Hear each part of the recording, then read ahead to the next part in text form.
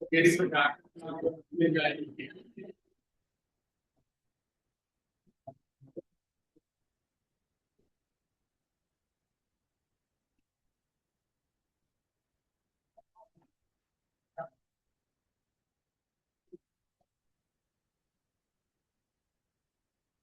evening and welcome.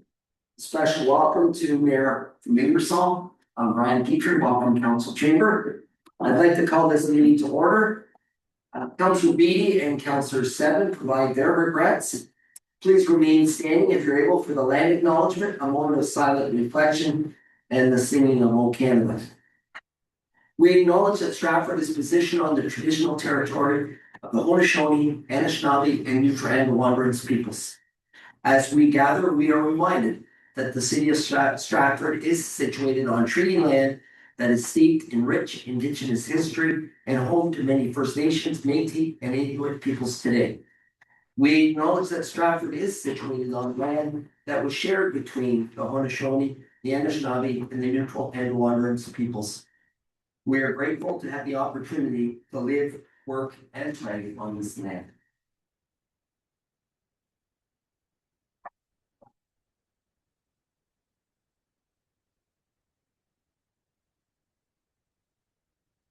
Thank you.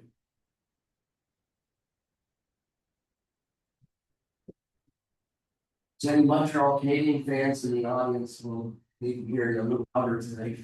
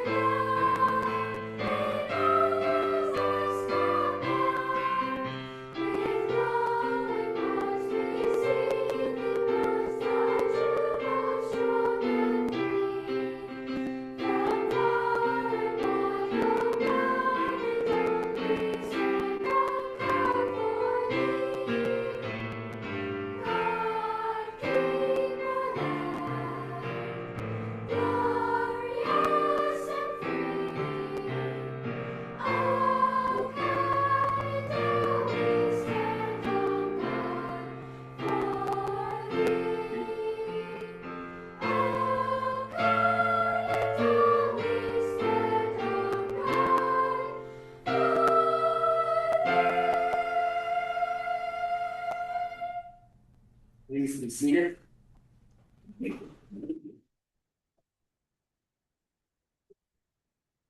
Please allow me to share the respected Stratford statement. The Corporation of the City of Stratford is committed to providing quality service to all members of the public, council, and our employees. Our goal is to promote a safe, healthy, respectful, inclusive, and positive environment. We have a responsibility to treat people with respect by creating safe and respectful spaces. It is the city's expectation that all present will be respected. The meeting is yours.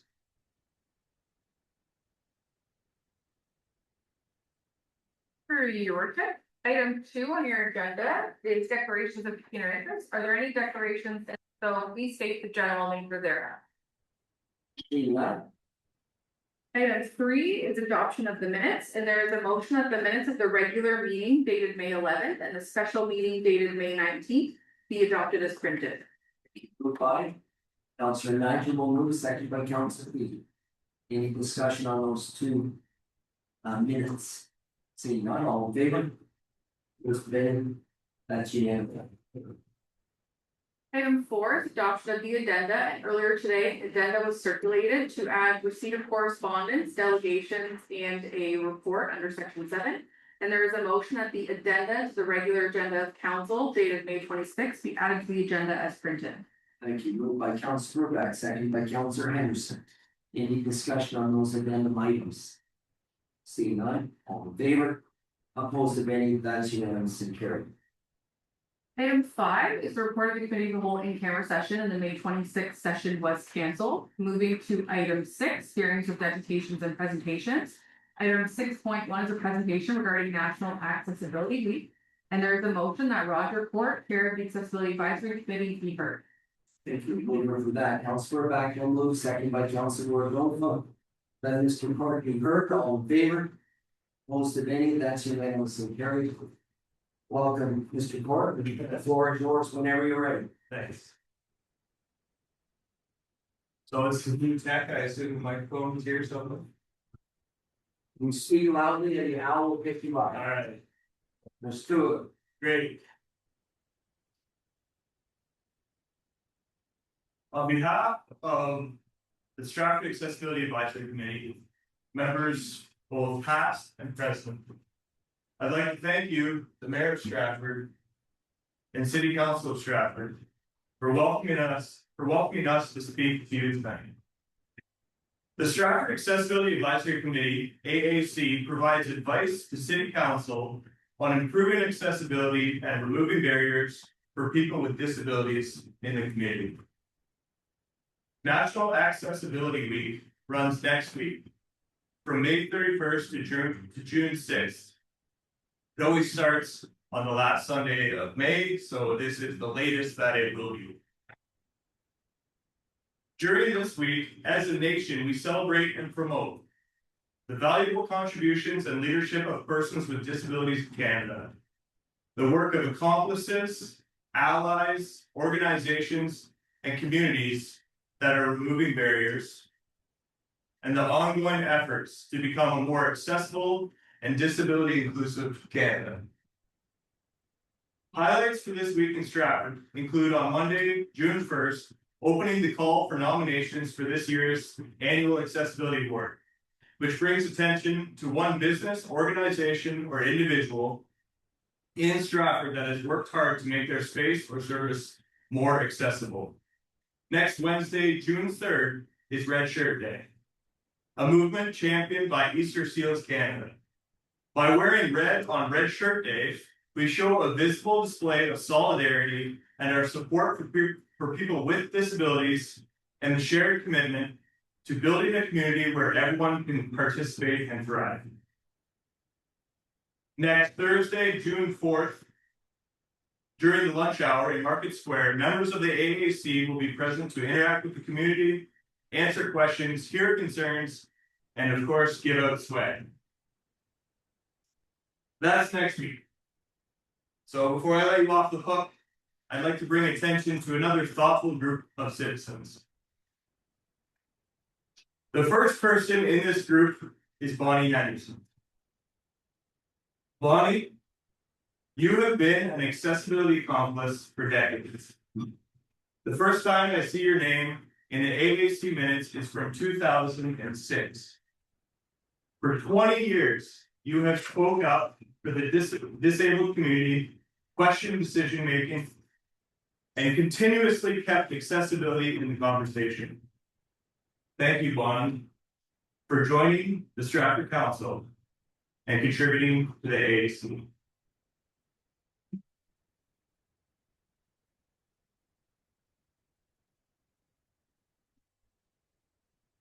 The remaining people in this group of citizens includes the Mayor of Stratford, Stratford City Council,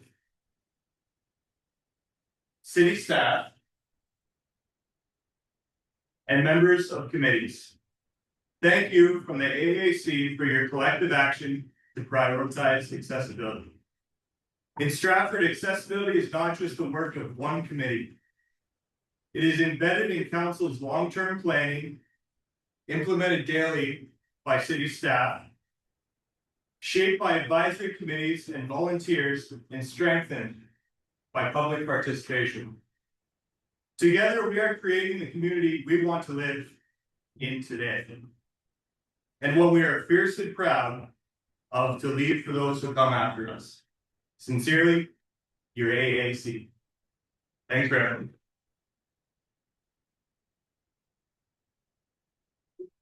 On behalf of residents, staff, and council, thank you for your leadership as chair of the AAC. You mentioned past and present, and yesterday we had a wonderful celebration of life for Diane Sims. I've been blessed to be part of your you challenged me one day and said, are you coming to a meeting? And I was able to come to several in a row, and your leadership and the work of your group is outstanding. We have lots of work to do yet, and your group certainly pushes us in the right direction, so thanks very much, Mark, we appreciate you.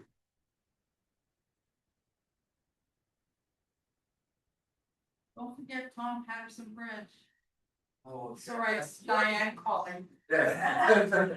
Yes, we addressed, I had a moment to speak, and thank you, Councillor Henderson, I had a moment to speak at, the celebration of life.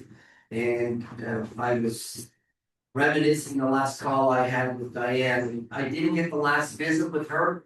But we had a last call and it was regarding, and what's the name in Bottom, about the, Tom Patterson Bridge, and so that's still gonna stay on our radar. Thank you, Councillor Henderson. Next item, yeah, clerk. Through your worship, item 6.2 is a presentation of the Stratford Public Library 2025 year in review. And there is a motion that Krista Robinson, CEO of Stratford Public Library, be heard. Moved by Councillor Burmack, seconded by Councillor Hunter. All in favor?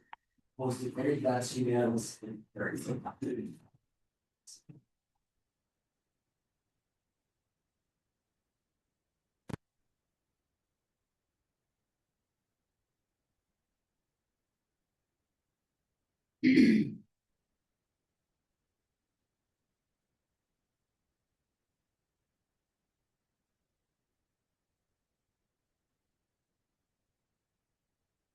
Good evening. I'd like to thank you all for the opportunity today to bring to you the Stratford Public Library's 2025 annual report. Members of council and staff should have a copy on the desk with you, and I do have that to you if anyone in the public is interested and kind of peruse afterwards. And I'm presenting tonight on behalf of the Stratford Public Library Board. During Ontario Public Library Week last year, many of you were able to come to the library, get a tour firsthand to see a glimpse of the library in action, seeing how the library is used by the community and the municipal dollars at work. My presentation today will expand on that glimpse, showing you a quick overview of our 2025. As you know, the library at its core is a hub for learning, connection, and belonging. Some people refer to the library as their third space. They have home, they have school, they have work, where they feel comfortable, where they feel that they belong. And then they have the library where they also receive that same feeling. Each year, we welcome over 150,000 in-person visitors from across Stratford and area. And every single one of those visits represents somebody looking to learn something new, connect with others, or simply feel a part of their community. Is that you? And I'm just worried. we're just having some problems, so just keep going. Our work is guided by the Stratford Public Library strategic plan, the library mission, but also our vision. Our vision is to be a place for open lecture thought, a library which connects people, inspires learning, literacy, and curiosity, and sparks change for a better community. 35% of Stratford residents hold an active library card, which is in line, not slightly above, the provincial average. But our vision of being a place that connects people is more than just numbers, it's really about belonging. So we have created opportunities for residents to see themselves reflected in stories and experiences we offer through our diverse authors and accessible collections that serve varied learning needs. We are always looking at ways to evolve and connect with the community. We want every Stratford resident who comes to the library to feel represented. And that's why in 2025, we conducted a diversity audit of the collection. By comparing the community profile to the collection, we could look for gaps and adjust our ordering practices to ensure people feel seen, understood, and connected. This past year, we worked with 43 different partner organizations to deliver programs, services, and supports to residents. And it's through this larger network of partners that we've connected people to jobs, education pathways, and health information. Additionally, we work to bring neighbors together in new ways and help reduce loneliness in the community. We began to offer open chess nights, after-hour social events, knitting gatherings, and fun team events, using the library space in creative ways, all the while strengthening connection. course, we've seen significant growth in how people use the library to learn new skills and explore ideas. Demand for maker programs have doubled in the last 2 years, and visits to the open lab space in the maker space have increased by 10%, with over 2,200 visits last year. The Library Things collection is one that provides unique items and resources which you can borrow for free with your library card. Last year, we expanded the collection to include tools like drills, household technology like DVD players, because not everyone has one at home anymore, and new opportunities to explore Underpass program. People are looking for affordable opportunities to build skills, and for many, the library is the place that they go to get started. Another thing we are really proud of this past year was the launch of the Poet Laureate program with Destination Stratford. Through the Poet Laureate program, we have seen a real spark for the love of poetry grow in the community. From events to contests, and now a printed book, Stratford's Poet Laureates are doing great things. Thank you to the City Council and the City of Stratford for your support of this program. And all of this is made possible for our staff, the volunteers, and our donors. Together, we are able to extend our reach in the community and connect residents with those essential services. Some examples of the way are over 100 volunteers help, so that they deliver books to those unable to visit the library, they mentor young readers and reading buddies, and they also support those who need an extra hand growing their technology skills. Those are just a few of the ways. Of course, this all helps strengthen our ability to provide high quality and responsive service throughout Stratford. 2 years ago, I shared the library's 2023 social return on investment calculated, which was calculated using the Value in Ontario Library Toolkit calculation. The VOLT, the acronym is VOLT, measures the social return on investment by applying a dollar figure in 7 different domains by looking at various data indicators in each of those.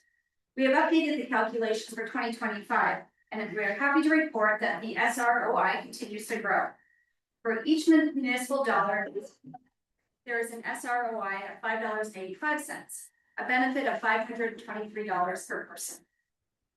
We feel proud to be a space where people connect, get inspired, to learn, and be curious, to spark change for a better community. Thank you for your time and for your continued support.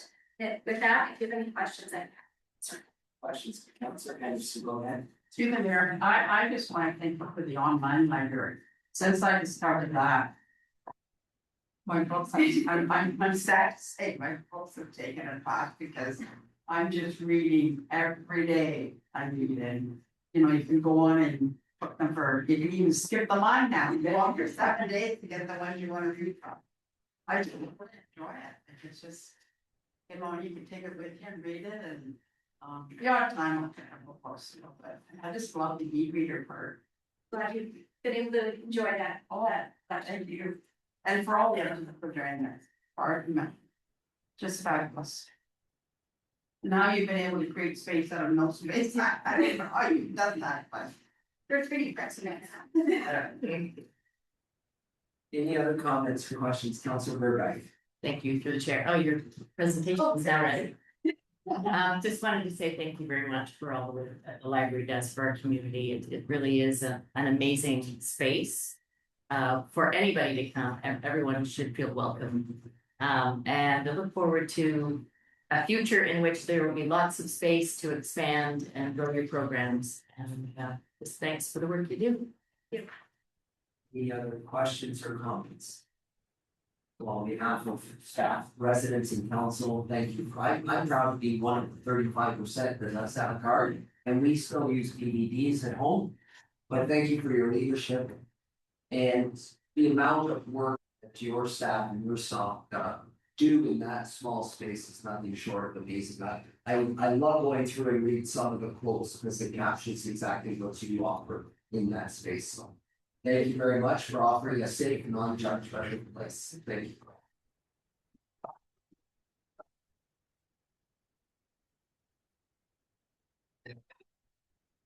Next item. For your worship, returning to your regular council agenda, we are looking for a motion to move item 6.4 up.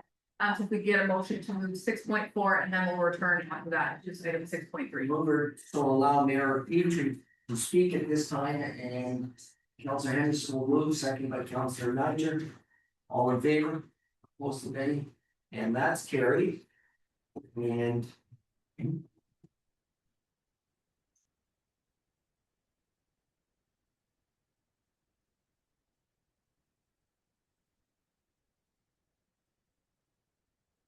welcome, and you can elevate that to whatever heights you want. Should be. Okay. And once again, the owls will pick up your voice if you're nice. Well, thank you very much, Mayor Richmond and City Council for having me this evening. It's always a pleasure when I can come to the beautiful city of Stratford, especially on a meeting like this. So I'm here as in my role as chair of the Stratford Conservation Authority. I'm doing trying to get around to every member municipality and give about the efforts of the provincial government to consolidate conservation authorities and how that UTRCA. My main message tonight is that we want to be good communicators. There's a lot of things that are going to happen and a lot of information that's going to come. So certainly want to be aware of that it will affect the city of Stratford rather than get right into it. So on March 10th, 2026, the provincial government did announce that they were going to move ahead with consolidation. These are the concerns that were given from the province. To date, we haven't seen anything in the legislation to directly address those. The legislation's always been has been about the transition process. And also part of the provincial announcement on March 10th. These were the guiding principles that the province released to say they wanted to focus on as part of the consolidation process. Certainly, we want to see retail influence. But that's certainly under threat with what's taking place. We're all for strengthening CA capacity. That's something the board's already worked on to try to accomplish. And certainly, in generally, we're supportive of this efforts if that can be achieved. Originally, as part of the original announcement for the the ERO postings, it was supposed to be 7, and what changed is when it came out was it was down to 9 regional CAs, and UTRCA was affected by that. Originally, it was supposed to be part of the Lake Erie Regional Conservation Authority, and that was split, and now Western Lake Erie Regional Conservation Authority. The government has announced that they expect this consolidation to take place by early 2027, and they rate now is February 1st. So the Western Lake Erie region will consist of the Upper Thames, the St. Clair, the Lower Thames Valley, and the Essex Region CA.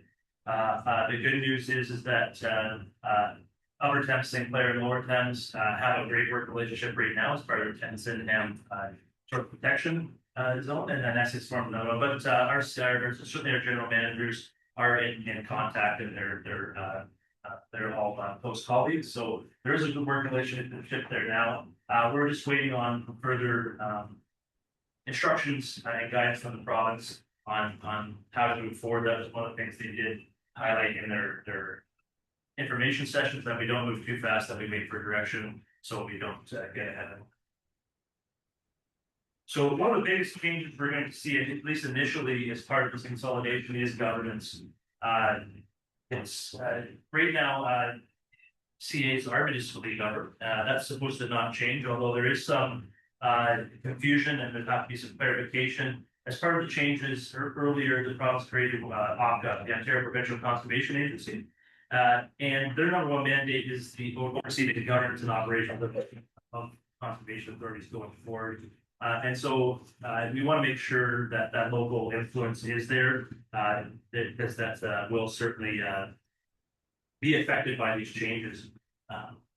So one of the major changes is that lower tier municipalities will no longer be participating within the CA structure. Now, this doesn't necessarily affect Stratford, as you are a single tier, but there will be changes as far as the governance going. Right now, Councilor Najjar is an excellent representative on the board, bringing local knowledge. Certainly, that may continue from Stratford's point of view, but it will be a much larger region. Certainly, all the way from Stratford to Windsor, instead of a single watershed that it is now. And so that's an important change in the governance structure, is that overall size of the organization. Certainly, doing it in election year is also complication. Our clerks are busy with that, and certainly that's one of the reasons Other municipalities that aren't currently in the same structure as single tier as Stratford is, will be more affected as it switches to an upper tier structure. So this is a group of the counties and the single tier municipalities that will form the new Western Lake Erie Regional Conservation Area. You can see Stratford there. It was originally 81 municipalities and now it's down to 39, so it is an improvement on size. But there is some tension in this, in the fact that you'll see Peely Township up there is guaranteed a seat on the board with 235 residents. And there's other larger municipalities that are not named, such as Sarnia, that have part of Lambton County, but they are not guaranteed a seat on the board. So that is some things that are hopefully be clarified about how members of the board are appointed and how many there are. That's something that we're waiting on the province, which we've been told will come in the fall. But Stratford will at least have a representative on the board as it currently sits, which is a good thing. And a lot of other municipalities are doing. So as it affects you, less than so, but really your influence is going to be diluted. There's no doubt about that.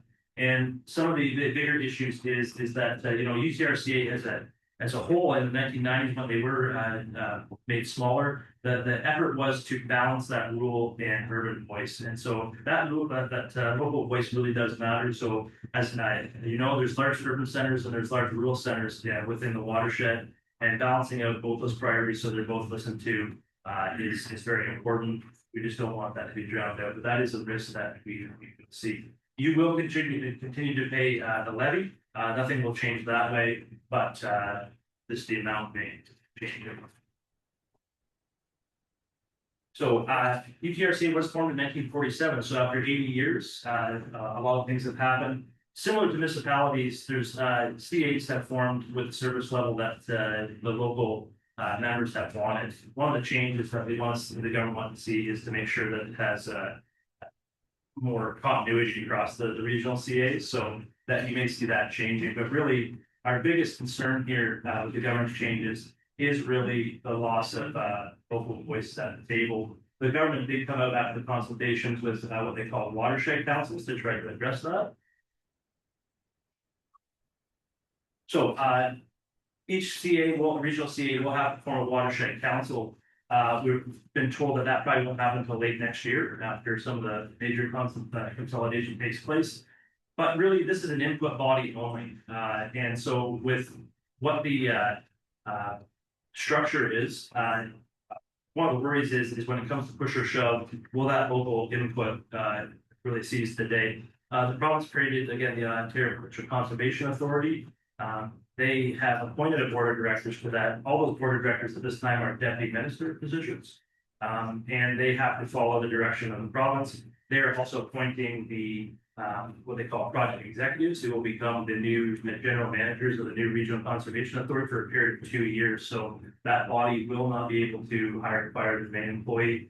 It is all provincially controlled. So again, where does that local influence sit when they're not there at the table at the beginning? That's a concern as the voice. Again, as I stated earlier at the beginning, there is a lot of different things that have to happen in a short period of time. With the province has a goal of February 1st to have the consolidation taking place. We're not here at the end of May.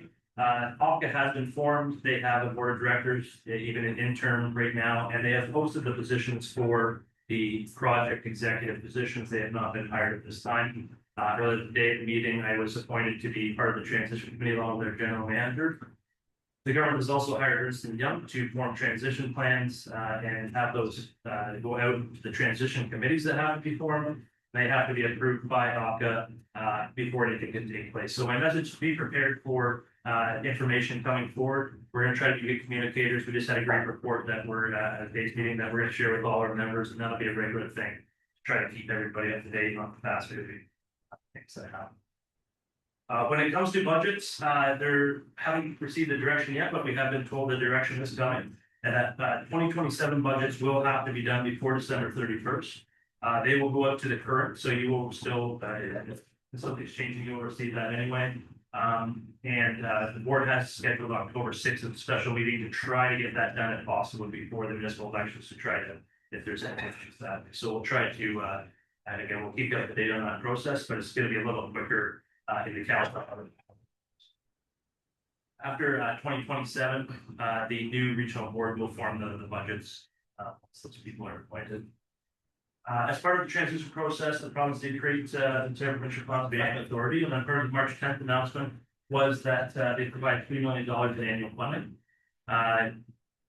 to help the transition happen. Now that works out to about $330,000 per regional authority, but to put it into context, Toronto Regional Conservation Authority estimated it cost them $5 million alone to just switch their branding. So there hasn't been any minister has been very clear there hasn't been any commitment to any other funding, so that would probably fall upon those who paid a levy, such as yourselves going.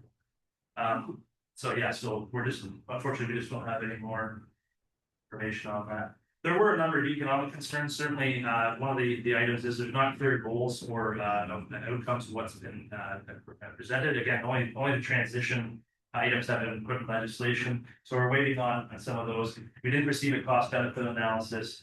There are a lot of reserves that each CA has to try to maintain their infrastructure.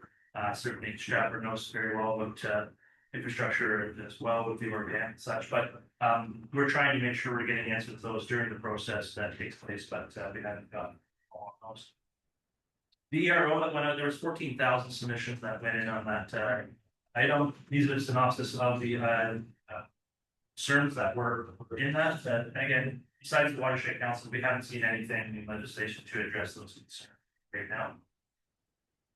But I am here to say that certainly UCRC, local board, and our staff are certainly going to make sure that we continue to do what we've been asked to do by our municipalities and legislation until they tell us to turn lights off and the keys over. So don't fear that way. It's business as usual, and we're trying to be good partners again through this whole process as much as we can. But unfortunately, we don't always have all the information at this point, but we'll share it as soon as we can. And with that, I certainly open to any questions. Thank you for that presentation. Any questions? Councillor Bristol, go ahead, please. Thank you, through the chair, and thank you for this information. I know it won't apply to Stratford because it'll be an upper tier municipality. I'm just about the levy. Would there be municipalities then paying into a levy as well as being beholden to a budget that they actually don't have representation on? That's very true. Any lower tier municipality, any of the county, the Lord, the good example of that, they will receive a bill for the 2027 budget, but they will have no representation directly on the board. It would be for the county. Thank you. Other questions or comments? See, first and foremost, I wanted to thank Councillor Niger. You served as well with the CA, and thank you for educating us on this. Certainly, there is a major transition that's going to take place, and as you go along, if there's more information that you think that you should know, please make yourself welcome here in council chamber. Thank you very much. We will share, make sure we share everything they tell us to stop because we're being pains, but it is an important thing. And really, I got to stress that traveling around to the different councils and just about at number 20 delegations, it's really the local matters, the local decision makers, and that local knowledge that makes a difference in the participation. That's really what's given the everybody's got to remember that this probably had a vote to join make a conservation authority, and they're really municipally led organizations. You fund them, but right now the province has 100% control. Then you pay about 3% of the bill, so that's something that you don't want to. It would not. I'd like not lose the processes that. This Councillor Henderson, did you have a comment? To the mayor. So what I'm getting from this is basically a downloading to the municipalities. I would say it was an uploading of control to the province, Right. with the keeping of the bill at the municipal. Right. Like, well, not only pay a levy, we want to pay as a CA fee. Well, you pay the levy that's, and then any capital infrastructure that directly affects the municipality, you will fund that as well. Really, when ACA was formed, that's when policy left the decision making at our table and really went to the provincial level. So that's already happened. We can't stop that. They have full control. They can direct everybody to do what they want. In fact, ACA is one of their other missions is to, as far as the strategic planning process, it has to align with provincial objectives. There's nothing in there about any local objective. And there, and follow up is, are they talking about laying off a lot of staff and things like that? For the provincial government has said they do not want to see any frontline positions affected. Especially after the day before the transition, the day after will be extremely similar. But they've also said that they want to see different service levels change, so it's hard to tell exactly where that go until we get it. Councilor Maggie. Through the chair first, thank you, I appreciate you come down and explain everything from that perspective. I've been on the board for 3+ years. In the UTFCA, the staff there are just amazing, very knowledgeable, world class, like the skill set there is amazing, and a lot of changes happening, but yeah, reach out for anything, they have an answer, so fantastic team. Councilor Merchant. Any other comments? Seeing none, you're welcome to stay. But you're welcome to leave as well. Another question. Yeah, sure. Councilor Bristol. That's it, sorry, through the chair, just have, given, I mean, how it's being operated, and a lot of those responsibilities we share, like our water, security water and the training we go through, and we have legal liabilities and responsibilities, have they said how any of the like legal liabilities will now be shared amongst all of these municipalities? Not directly through that, but there's still questions about source protection committees and how they will be administered and treated in the legislation. Certainly that's there's been a lot of questions put to the province, but not a lot of information come back on. We're hoping during the transition plan process that will be ironed out so the smoothest thing can happen. There's not service disruption to that. Thank you. Thank you. Mayor, you should appreciate this. I believe we're back to the 9. Yes, that's correct. According to your agenda, item 6.3 is an adjournment to a public meeting. And there is a motion that the council meeting adjourned to a public meeting under the Planning Act, to hear from members of the public with respect to the following planning application. Zoning bylaw amendment 01-26, and then to reconvene following the public meeting. Mover for that, Councilor McKee will move, second by Councilor Burback. All in favor? Opposed to any, that's unanimously carried.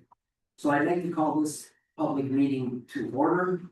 The purpose of this meeting was to give council and the public an opportunity to know all interested persons with respect to zone change application Z01-26. The application affects the properties with the municipal addresses of 434 to 525 Orr Street, 600 to 680 Orr Street, 294 to 378 Bradshaw Drive, 295 to 331 Bradshaw Drive, and 750 McCarthy Road West.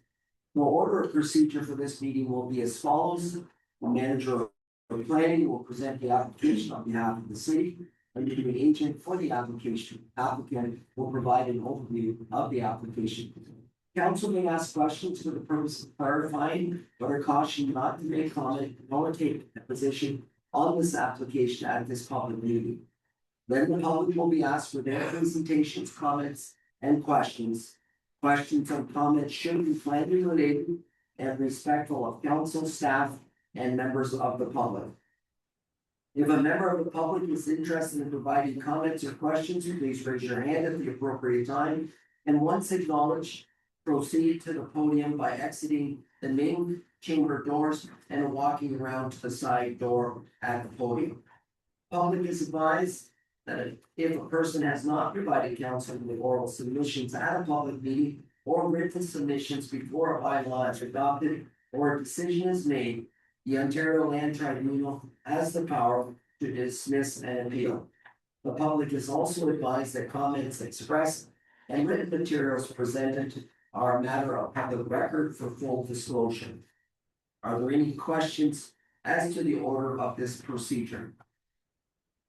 Seeing none, we will proceed with this public meeting, and manager of planning, he is at the podium, ready to present on behalf of the city. Mr. Bancroft, the floor is yours. Thank you, your worship. Good evening, members of council, members of the public and staff.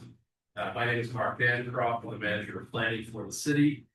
And I will be presenting the subject application for zoning bylaw amendment Z01-26.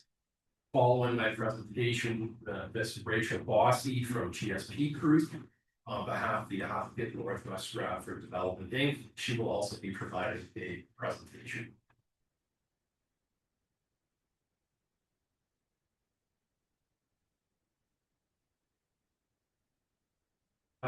Having a combined area of approximately 22 hectares of subject lands as shown on the screen. In red outline, they include lands north of Park Road, also lands on the north and south sides of 4th Street, east and west of Bradshaw Drive.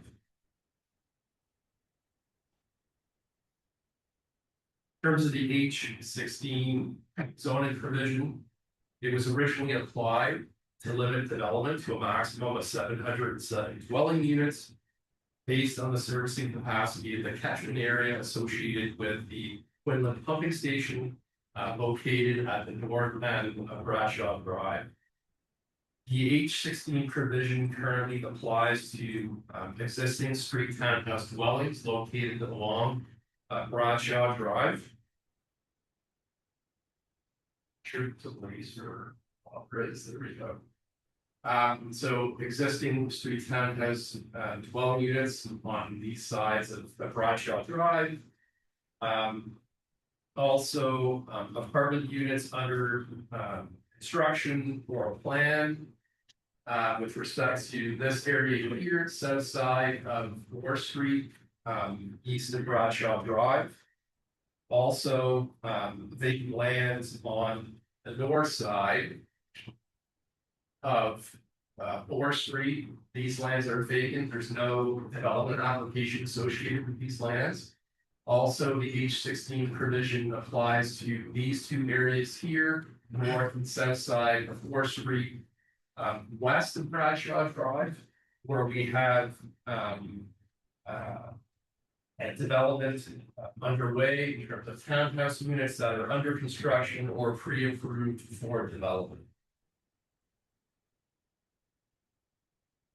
In terms of the zoning bylaw amendment that is requested this evening, there's a number of components associated with it. First, to remove the H16 provision and apply a new maximum unit provision for areas B and C as shown on the screen. The H16 for the area A, that is the one that contains 50 existing townhouse units. For areas B and C, a new site-specific regulation is proposed to limit the maximum number of dwelling units to 866 units for vacant lands or lands under development. I should note, Your Worship, that the maximum number of dwelling units is proposed to increase from 707 units to 866 units, which is an additional 159 units. That figure is based on a surplus capacity of 75 units identified by the city's engineering division within the Quinlan pumping station catchment area. Also, the inclusion of 134 units that are allocated for 750 McCarthy. That's area C. Along with the reduction of 50 units, existing units on Bradshaw Drive.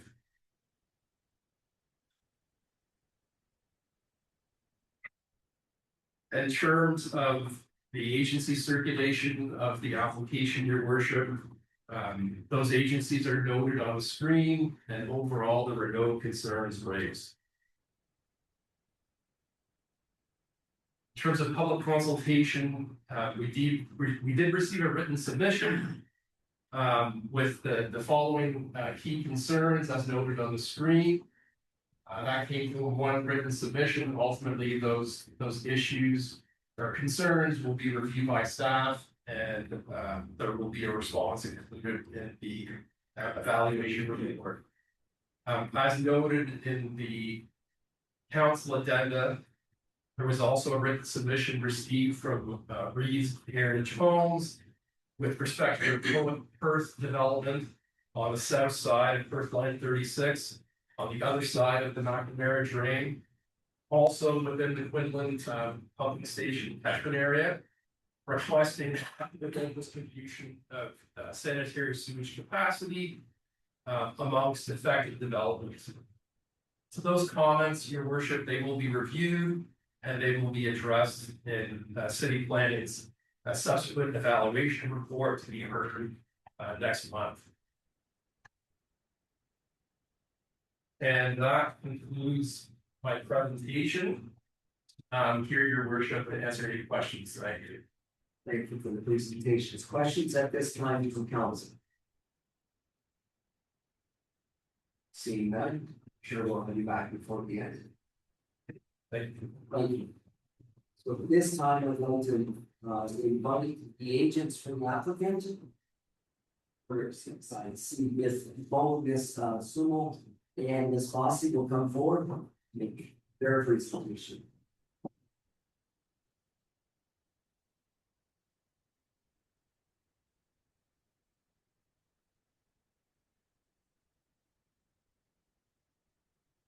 Evening and welcome wherever you're ready.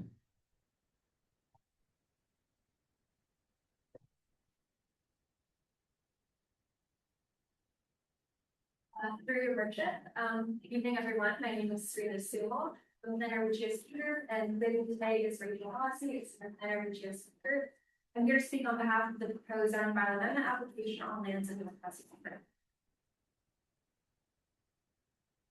So tonight I'll walk through the application, explain what's being proposed, and give everyone a chance to share comments and ask questions. So to provide some context, the site is located at the north end of Stratford, north of McCarthy Road West and south of the McNamara Drain. Property includes the area shown in red on the slides. Most of the lands are already occupied by residential uses except for 752 McCarthy Road West and 600, 625, and 684 Street. So to start, I'll give a bit of background on the site and how we got to this point. These properties are originally part of a larger parcel that received the flip draft and a subdivision, official plan amendment, and zoning bylaw amendment approvals. And since then, portions of the lands have also received additional approvals, including site plan control, vacant plan condominium, and part lot control. And as a part of the Class A, a density of 25 units per gross hectare was allocated to the catchment area served by the Quinlan pumping station.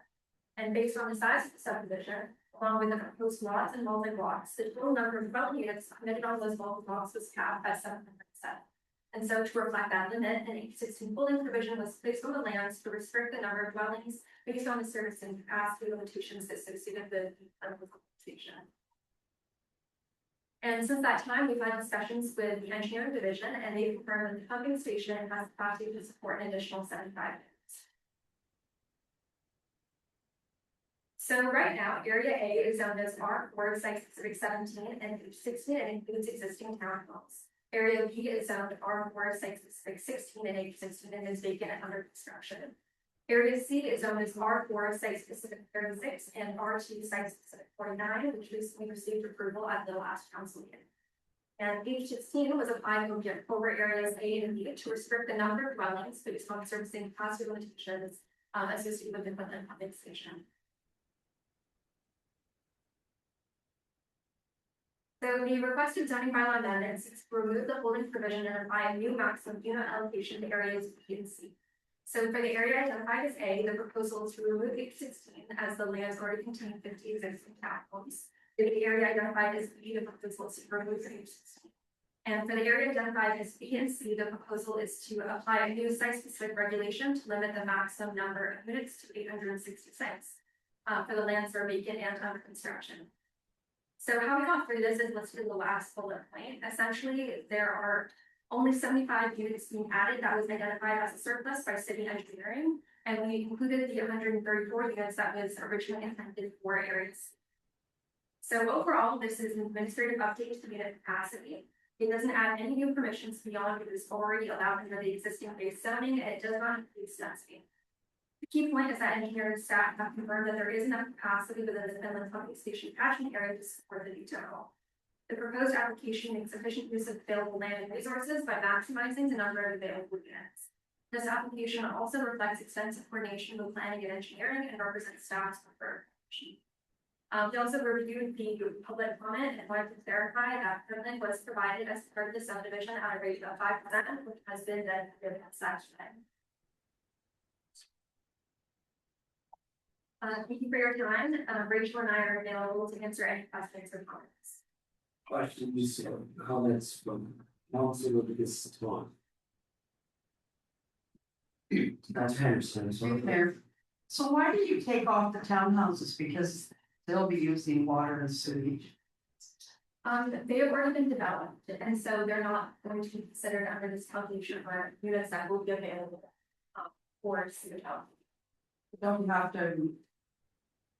Maybe some of these things cheap, but don't you need to have the whole total of lands that are gonna be there that are gonna be using that pumping station to make sure we're not over capacity. So through your workshop, they've already been included because they're developed, but this is for lands that are under construction or to be developed.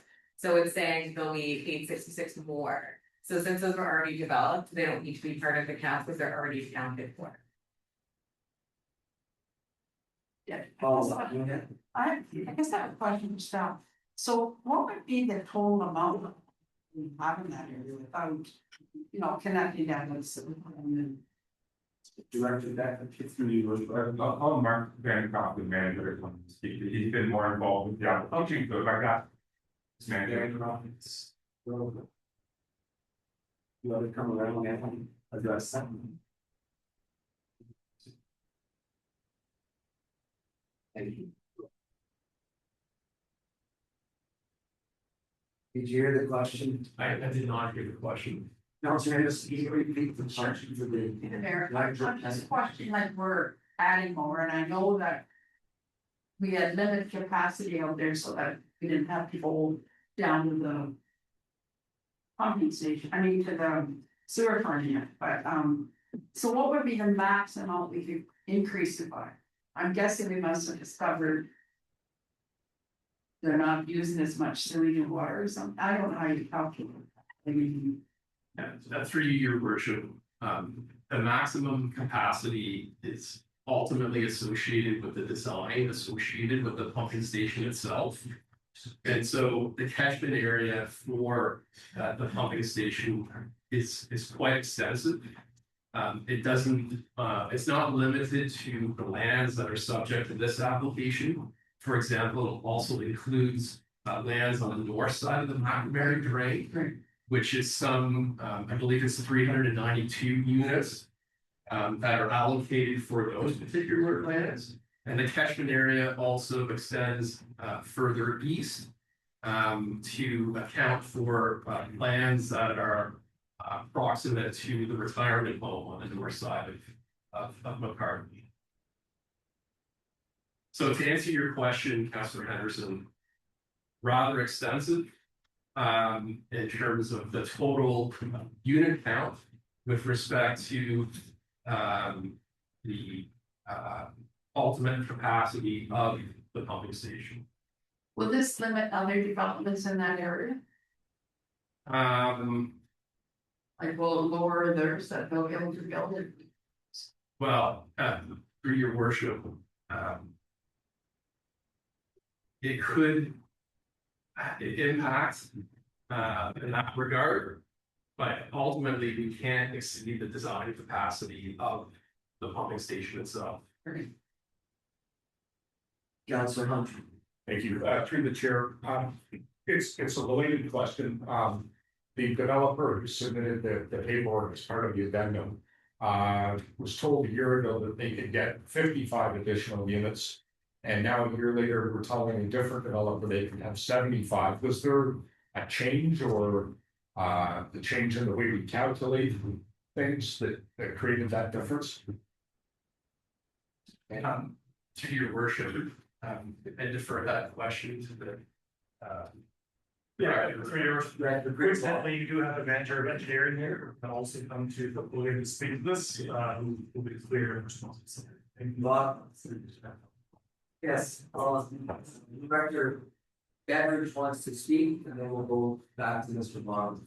Thank you, your worship. Before Mr. Bottom speaks, I would like to remind council that this is the public meeting portion of the planning application. So staff will be doing the in-depth analysis and assessment of the proposal and the impacts to other developments, et cetera, et cetera. So. Thank you. Little crowded house, Chair, here's the question. So the adjustment that's happened today won't hamper or won't restrict further development in the area. The external lands are staying at the same unit rates or units per hectare that were envisioned when the compensation was designed for. So there's no change there. So just your question. Yeah, thank you. thank you. Are there any other questions for the agent of the application, for the applicant? Ms. Hall or Ms. Bossy? Seeing that, thank you very much. Thank you. We might have you back up if there's anything else. Thank you. So moving down to comments from the public. Are there any questions or comments from the public?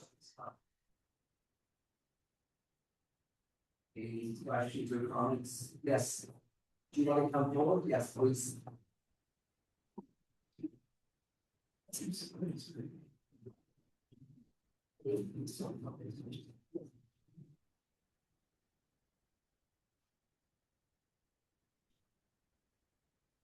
And if you could state your name, public record, and speak loudly so the owl can pick you up. Yes, hi, my name is Amber Smith. I have a question. I'm curious about, what kind of bills are on these properties. I think I did hear that there's been single units. I live somewhere, I'm not sure exactly if it's this, or if it's somewhere else in the identification. Single units or family units, or if it's gonna be made available for, low income housing for also, any of the unstabilized houses of the Northland community. That's currently homeless, will they be able to get housing? So what we'll do is we'll record that and when our agents and our staff can back up with both the statements, still answer your question. Thank you. Thank you. Any other comments or questions from the public at this time? One last. Any other comments or questions from the public at this time? Seeing none, then I would certainly welcome the agent and perhaps the manager planning forward again, and we can answer that question and maybe make some closing statements.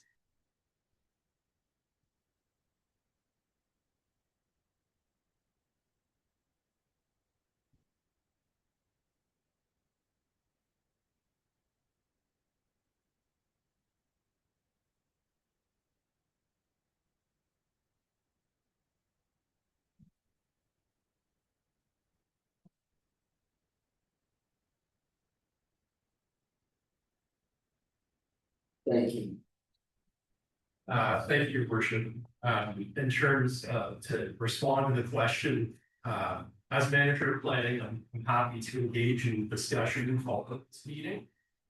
So I can share with you my contact information so that I can provide details in terms of what has been pre-approved, what is planned for the area, specific to various dwelling unit types and so on and so forth. So thank you. Any closing statements before, on behalf of the city, before I turn it back to the applicant? Your worship, I just wanted to conclude to say that based on the feedback that has been received from the public and from agencies and staff, will review those comments and will follow up with an evaluation of the subject application and bring back a report for council's consideration at a future meeting. Thank you. Thank you. Ms. Foss, So through your worship, on the multi-blocks, there's some townhouses that are proposed. And then there's also 2 apartments on separate blocks. And then we're working with the developer on kind of the final piece of that. So we don't have, because they're different developers, I don't have that exact information, but I'm sure if the work required, you get some additional details on that as he offered. And just wanted to thank everyone for their time tonight and the comments. I just wanted to note that these additional units, that we really were looking to kind of add to the park and things like that, and make efficient use of existing land and infrastructure. So appreciate everyone's time, and we look forward to coming back to a decision. Councillor Hams. I have a question too. Do you know approximately the heights of the apartment buildings, whether they be 3 or 4 level or? Just So through your worship, I haven't been involved in those site plans specifically, but Mark would be able to provide some details on what's approved and should any heights be increased past with the zoning bylaw permits, they'll be back in front of this group for group. Thanks. Thank you, Ms. Foss. Thank you, have a good evening. So council intends to consider this application at a future regular council meeting where members will have an opportunity for a full discussion after reviewing comments received from the public at this time. If anyone would like to receive further notice of this matter, please email clerks@stratford.ca. A video of this meeting will be posted to the city's website. This public meeting is adjourned, and then clerk, I'll turn the meeting back to you.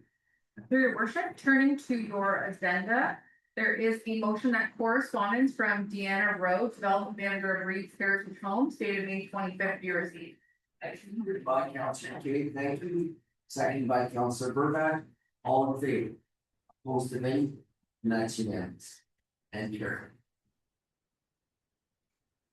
For your worship, item 7 is order of the day, and item 7.1 is a report regarding the Queensland Road 0.3 meter reserve for the lands located at 30 Queensland Roads.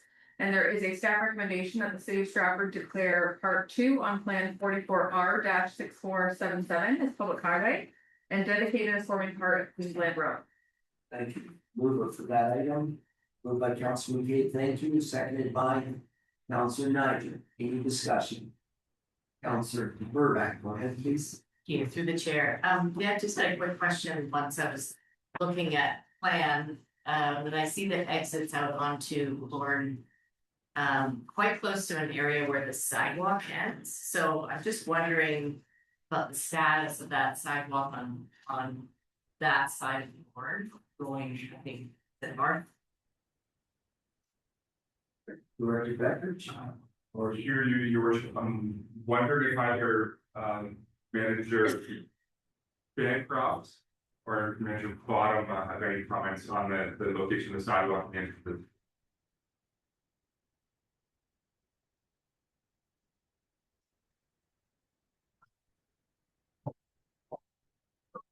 Yes, please. Yes. Thank you.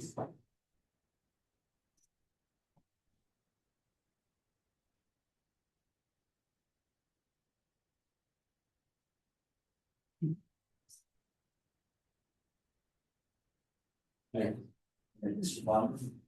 Through the chair, to answer the question about the missing sidewalk link that is between on Lauren Avenue between Queensland and Freeland. So there's a parcel of land there that we don't have the right of way or the right to pull with right of way. It's not available to the city at this point. So until the well, so essentially there's not the available right of way across Lauren Avenue, across the frontage of this one parcel of land. So we cannot extend the sidewalk all the way to Freeland unless we came into the curved sidewalk right along the edge of the road. But at this time, it's not in our plans for this year, and the intent would be to look to obtain those plans before we can put the sidewalk. Thanks for the update. Thank you, Councilor Burback. So item 7.1 has been moved and seconded. If there's nothing further, I'll call the question. All in favor? Opposed, and carried. Item 7.2 is a report on the intent to designate 120 St. Vincent Street North. As noted on the agenda, the intermediate planner is here to present the report. Thank you.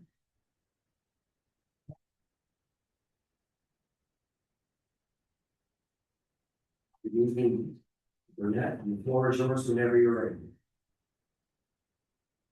Thank you, Mayor Ritzman. Good evening, members of the councils and the public. Tonight I'll be representing Heritage Stratford's recommendation to issue a notice of intention to designate 120 St. Vincent Street North under Part 4, Section 29 Area North Jack. In the summer of 2023, Heritage Stratford mailed letters to all non-designated listed property owners in the city, encouraging the designation of their properties. A formal application was later received by the property owners of 120 St. Vincent Street North, resulting in Heritage Stratford resolving in 2024 to move forward with the designation. The house was constructed in 1899 and designed by architect Harry J. Powell, one of the city's leading architects during the late 19th century. The building is an excellent example of the Queen Anne Revivalist architectural style, which was popular in Canada between 1890 to 1913. The Ontario Heritage Act permits buildings, structures, and landscapes to be designated under Part 4 of the Ontario Heritage Act if they meet a minimum of 2 of the following criteria. And that is that the property has design value or physical value, that the property has historical value or associative value, and or that the property has contextual value. 120 St. Vincent Street North has been determined to have met the provincial criteria as number 1, the property has design or physical value because it is a rare, unique, representative, or early example of a style, type, expression, material, or construction method, and specifically the house is representative of the Queen Anne Revival style.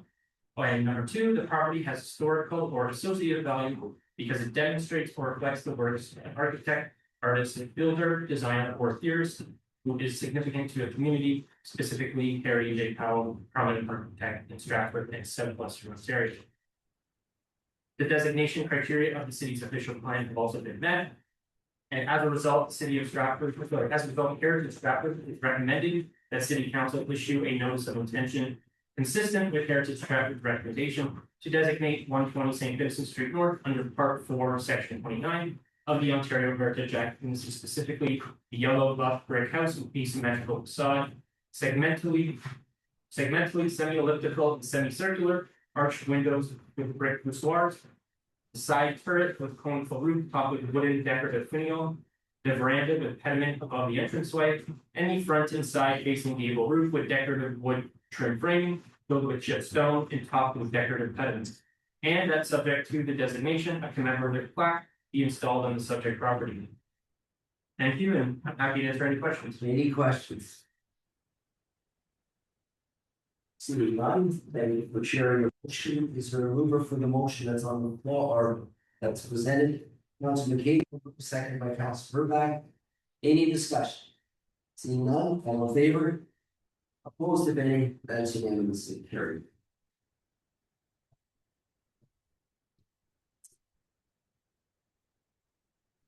Item 7.3 is a BIA request for funding, and there is staff recommendation that council provide direction for the funding request in the downtown Stratford business and industry area.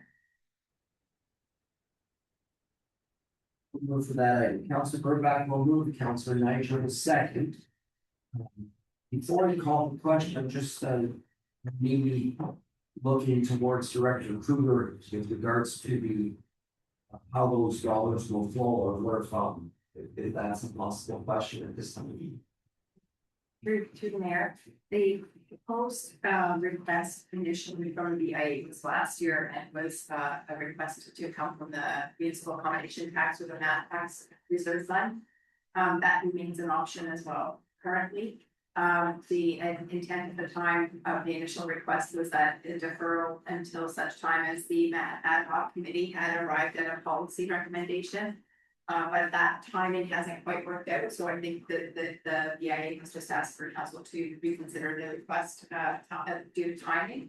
And yeah, like if it's not the municipal accommodation tax reserve, I suppose that there are alternatives that have effect on the report.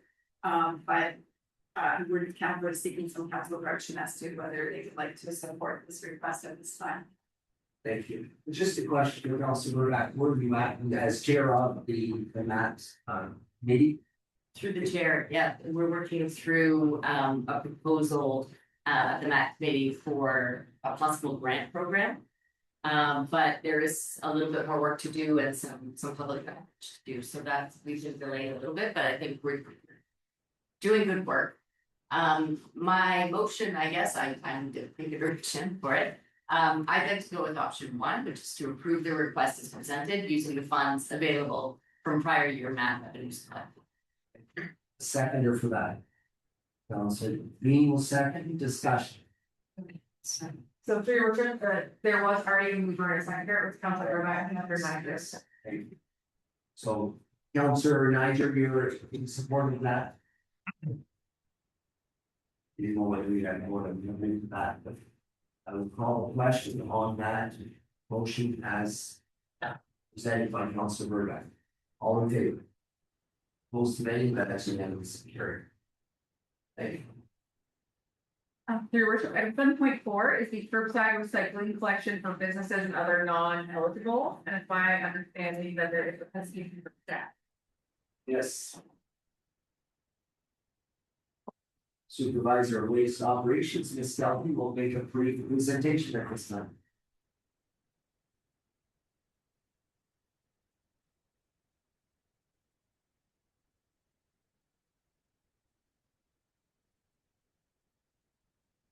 Welcome, Ms. Skelton, the floor is yours.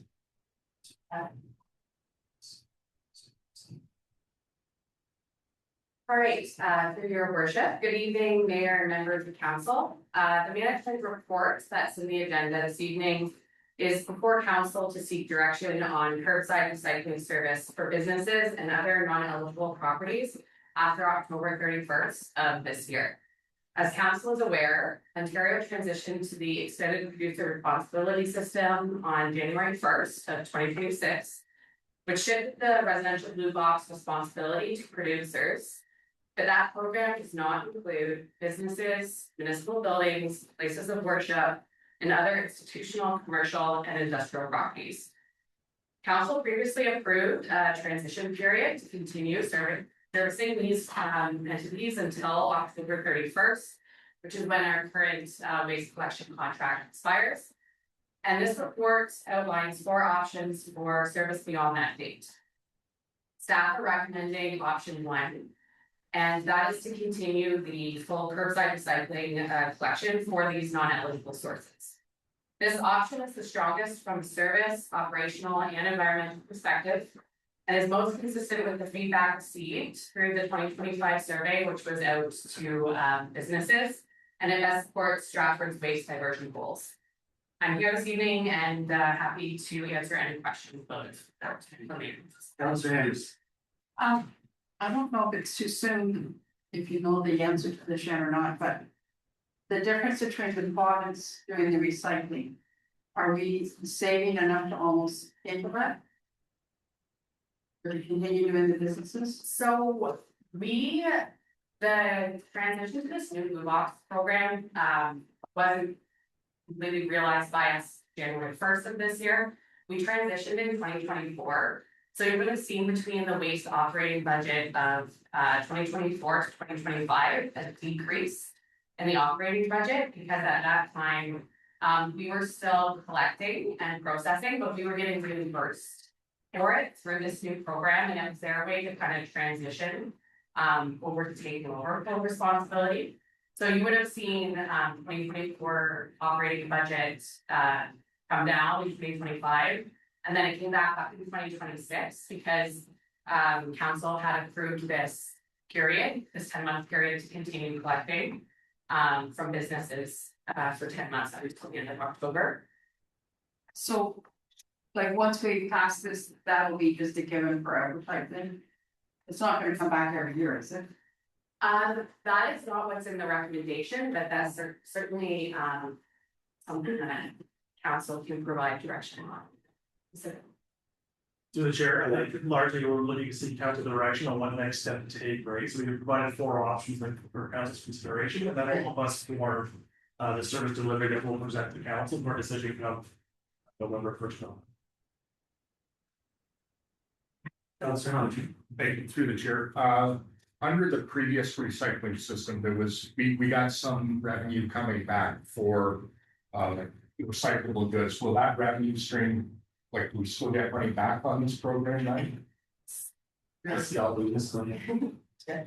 So for this current 10-month period, we did not get commodity revenue back because the processor, the Water Recycling Association that we were sending it to, at the time, brand new program in the province. They didn't know what those commodities would look like, so more predictable for them, more predictable for us. We had a flat rate of $175 per metric ton.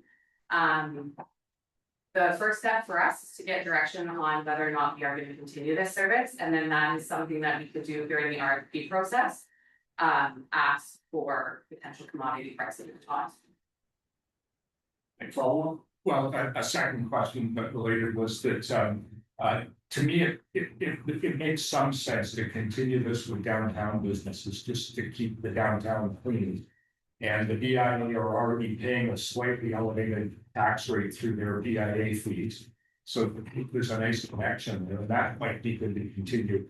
My question is, and maybe one with the answer now, but if we reduce the number of pickups, does the cost per pickup increase, and do we end up where we don't really save much by trying to contract the program? So right now, the way that our collection contracts work is that we get charged per stop. So for the downtown core, we can see probably at least half of those stops concentrated in the downtown core. So there would be a increase, but it wouldn't necessarily be significantly reduced because the majority of the stops are done. Thank you. Councilor McCabe. Through the mayor, question about the materials that we're talking about recycling. Obviously, with the Ontario program, there are many more products that people recycle. There's some difference between it and also contamination issues. Are we looking at having the same kind of materials being able to be recycled that this other program as we have in the president program? Through the chair. So once we get direction from council this evening about where to go, there's two pieces that we need to do. One is RFP or tendering process for collection, and the next one is for processing. So our current program for our business materials goes to Blue Water Recycling Association. That processor was not awarded any of the new Blue Box contracts, and so they did not invest in upgrading and do all the items to their technologies, understandably, as they didn't get all of those new contracts. They were just managing a small amount of business recycling that was coming in. That's not to say once we get, should the decision be to continue with the business recycling, we can ask or provide options in that proposal stage to match what's currently in the new program, like coffee cups, etc. in recycling. Councilor back. You, through the chair, sort of a follow-up question to that.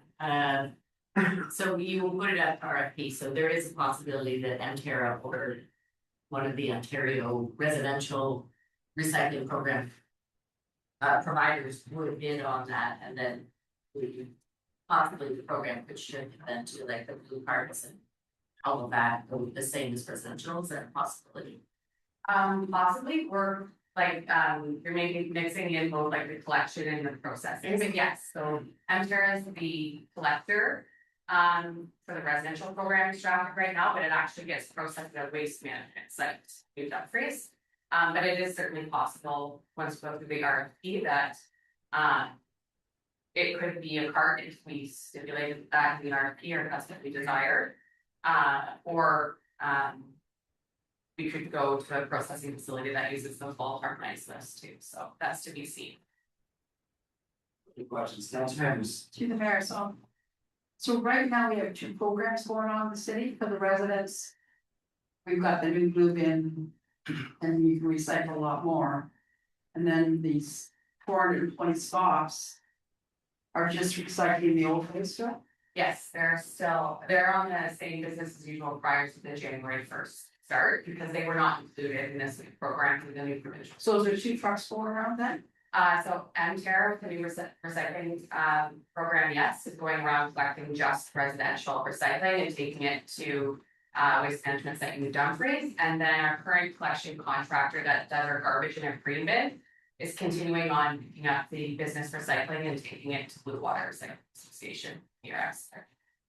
So Are we looking at trying to get the whole city towards that? Because that would mean businesses could be single more, right? We could certainly include that in the RFP process. I think it'd be worthwhile looking at price wise, like. To have the whole city being done, it must be kind of confusing that, you know, at home I can do all this, and in a business I can only do cardboard and cans or whatever, right? Cause you certainly can do a lot more recycling now. I think it's great, I don't have to put it on once a month now. Questions, and let's ensure that we stay with the piece that's in this motion. Councilor Rodolfo, Bristol, and McCabe. So we should, do we pay for collector and how much are paid? Chair, so yes, right now we are paying for businesses to get picked up. With our current garbage and green bin collection contractor, and it's about 18,000 a month. Now that is higher than what we would anticipate moving forward post October 31st, 2026, because we had to end the contract with them early. So there's some additional fees in that 18,000 that we likely will not experience or have when we do the new RFP. Just to follow up for, you get any profit from recycling or like carton and bottle, still can get some value back? Through the chair, so not right now, not during this transition period. With Blue Water, the arrangement we have with them at this time is purely just a cost per metric ton. Councilor Bristol. Thank you, through the chair. Given all municipalities are deciding on this, is there any cost savings in looking at a shared service? To this, bringing other municipalities on board with the RFP process, but we would probably be the largest contributor still, but would that realize any savings potentially?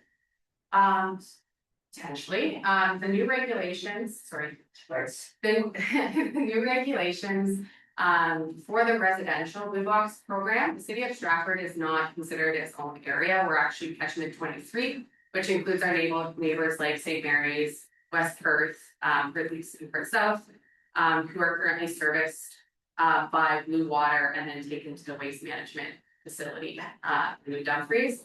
There's potential that if they were interested in working with that, I suppose it's something that staff could explore that this direction might.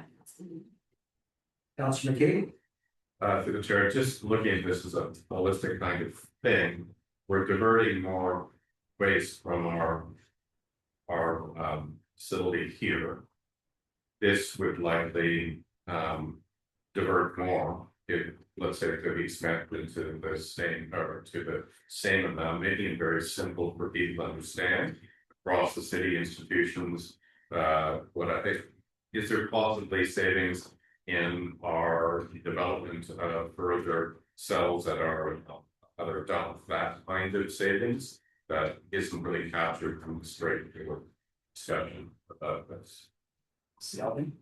Chair, that's a great question and something that was brought up kind of vaguely in the report, but we do have about 18 years left of capacity in our landfill. And we have heard from our consultants that we are still seeing a high level of waste coming into our landfill. So opportunities to try to divert as much out of the landfill and save the space and the capacity for garbage is really important. It's hard to put a dollar value to that right now because I don't have the information in front of me. But Councilor Reid. Thank you, Mayor. I think twofold. Number one, I think that if we don't do this, I feel like we're kind of talking to side mouth. We want to decrease waste, we want to recycle and have all of those things, but then if we remove that, there's going to be more in the landfill. So I guess I just see it from an environmental perspective. It makes no sense to not let the recyclings. But secondly, I want businesses to think Stratford is a great place to open their businesses and to run and whatever we can do to make it like easy and worthwhile being where I also support that. And I think that removing and not making someone take a trip to the dump is just another aspect that makes business life easier. So I support it in that perspective as well. Thank you. Councilor Burback and then Councilor Henderson.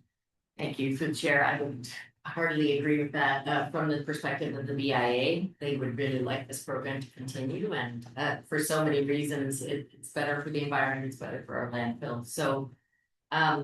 I'm going to move option 1.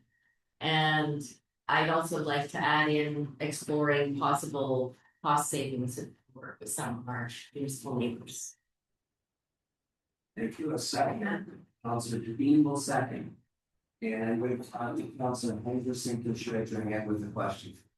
So in the past, under the other program, we were basically already paying to pick up the businesses.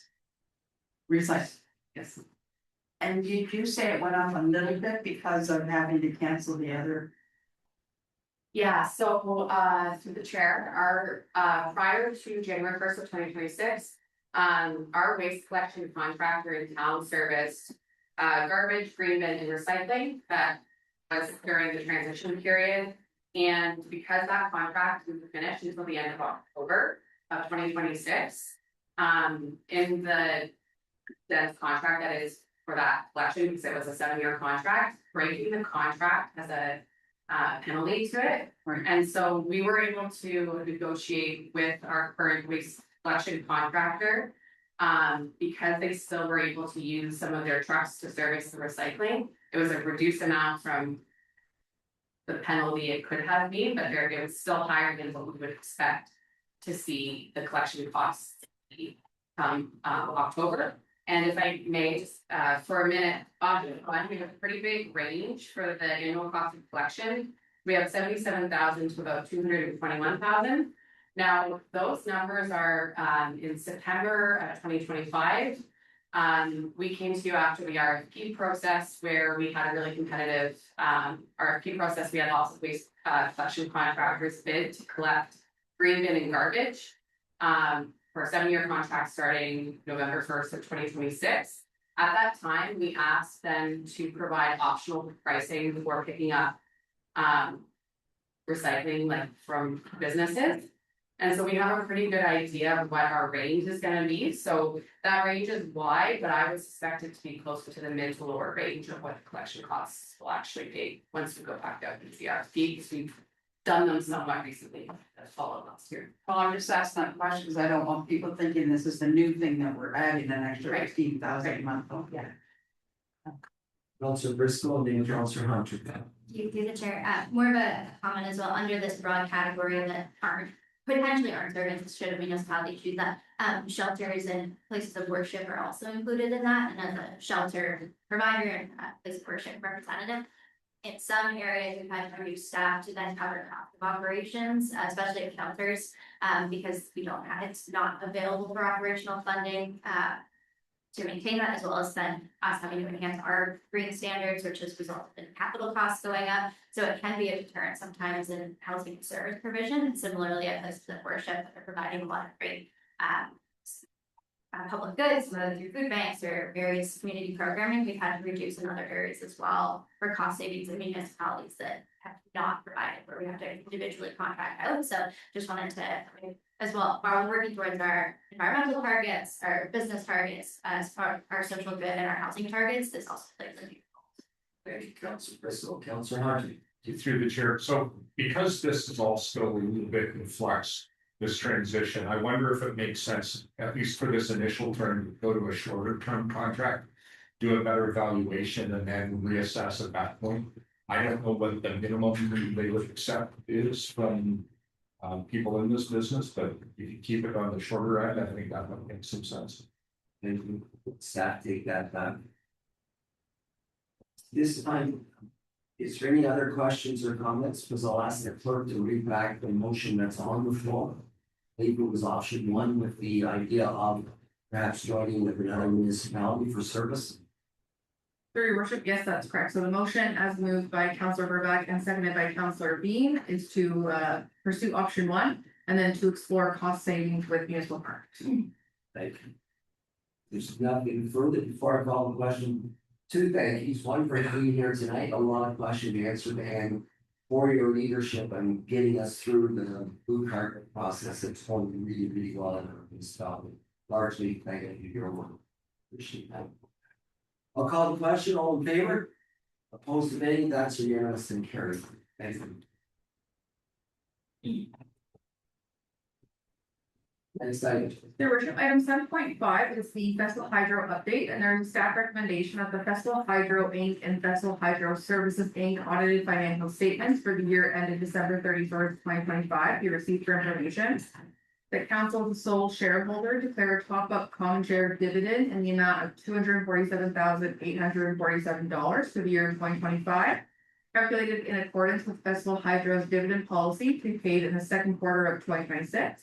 And that the Festival Hydro Inc. and Festival Hydro Services Inc. financial results and commentary for the period ended March 31st, 2026 be received for information.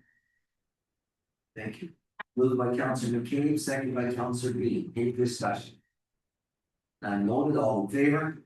Opposed to any, unanimous and carried. Thank you. Item 7.6 is the operating budget variance report, and there's a staff recommendation that the report titled Operating Budget Variance Report as of March 31st, 2026 be received for information. Thank you. Moved by Councilor Niger, seconded by Councilor Hunter. Any discussion? Councilor Bean. Just looking at the variance report, is there anything else that we are expecting from in regard to just a little bit of color on the snow removal part of this and how we kind of deal with that over a number of years? We've had a couple of very serious years of snow removal. Is it a sort of, do we even it out in our projections, or how is that? Director Gruden. To the chair, thanks, good question. We have had a couple of tough winters. We've been able to manage our winter maintenance budget reasonably well using a combination of tax levy and reserve balances for the last couple of years. We have, I would say, materially depleted our reserves for snow removal, so we will be looking at what that looks like with the 2027 budget. I would say that it's not a dire situation for the city at this point, but it's definitely something that we're keeping an eye on.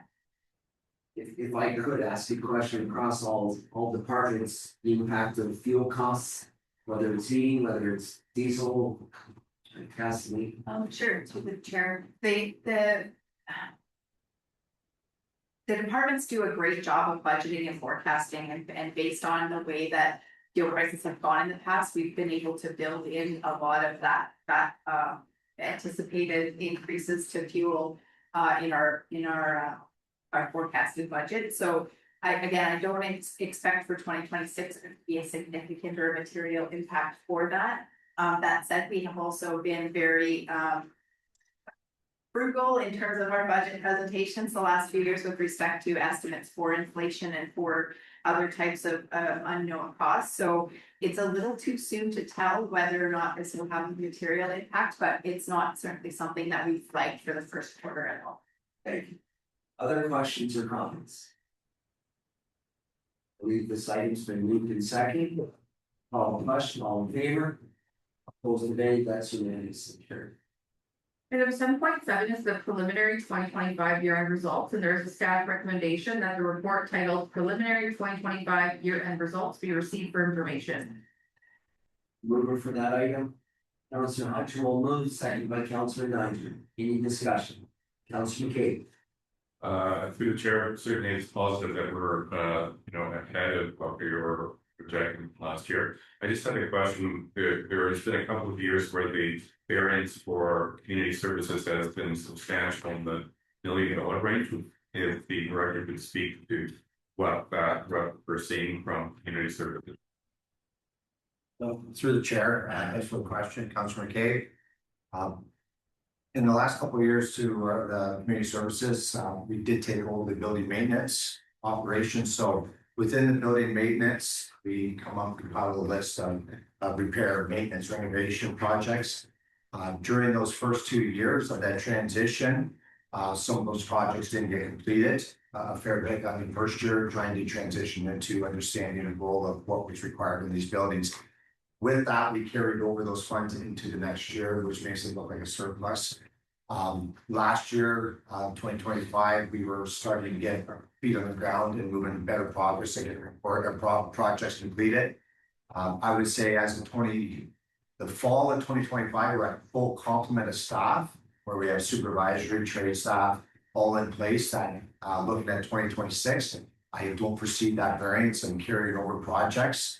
We're already well ahead, and kudos to the budget process being done in December has given us 3 months earlier to start moving forward with projects. So I don't foresee that surplus happening, and there won't be a carryover from year to year. Anything further? Or call the question? Seeing none, all in favor? Most of any, that's unanimously carried. Item 7.8 is the Daly Avenue and Birmingham Street reconstruction open house recommendations, and there is a staff recommendation that council receive the design summary for the Daly Avenue and Birmingham Street reconstruction project for information. That council accept the design as presented at the public open house in Onondaga, Stratford. That notwithstanding the sidewalk installation policy, council authorized staff to retain sidewalks on both sides of Birmingham Street within the project limits, and that council authorized staff to proceed with construction tendering. Thank you. Mover for that item, Councilor Burback will move, seconded by Councilor Nigel. Thank you. Any discussion? Councilor Green, go ahead, please. Who's Mayor, just in regards to the sidewalk policy, with our policy, is it different for existing sidewalks versus like new developments, or is it a blanket across the board that like? Through your worship, effectively, when we do a reconstruction, we adhere to our policy. So anytime we have 2 sidewalks and it's a local street, we provide the recommendation as per policy to be replaced with a single sidewalk. All new subdivisions that are local subdivision streets are always 1 sidewalk, unless we consider to be an arterial or club type road, in which case we request that we keep both sidewalks on both sides as per policy. Councilor Burback, go ahead, please. Through the chair, I'm glad to see that there will be sidewalks on both sides of Birmingham maintained. It's really important, and I wonder sometimes about the classification of roads. Curious how that happens, because Birmingham and Worsley almost feel like they're collector streets that just get so much traffic. So just curious about that process. Director Craigmont. Through the chair, Stratford's been unique in the sense that we were a smaller municipality. A lot of our even collector streets might be considered a local street in a larger municipality. When we did the most recent transportation master plan study, there was an evaluation matrix basically to decide based on speed and volume or volume of traffic, which were to be considered as collector arterials versus what are local.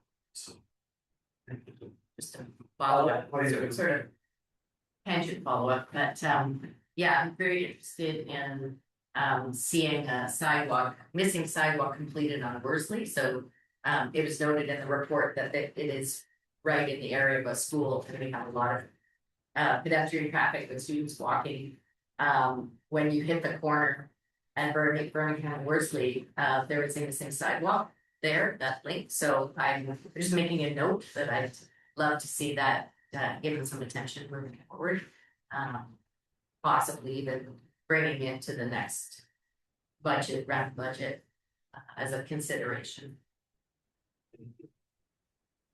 There's nothing further, item 7.8 has been moved and seconded. Any further discussion? I'll call the question, all in favor? Opposed to any, that's unanimously carried.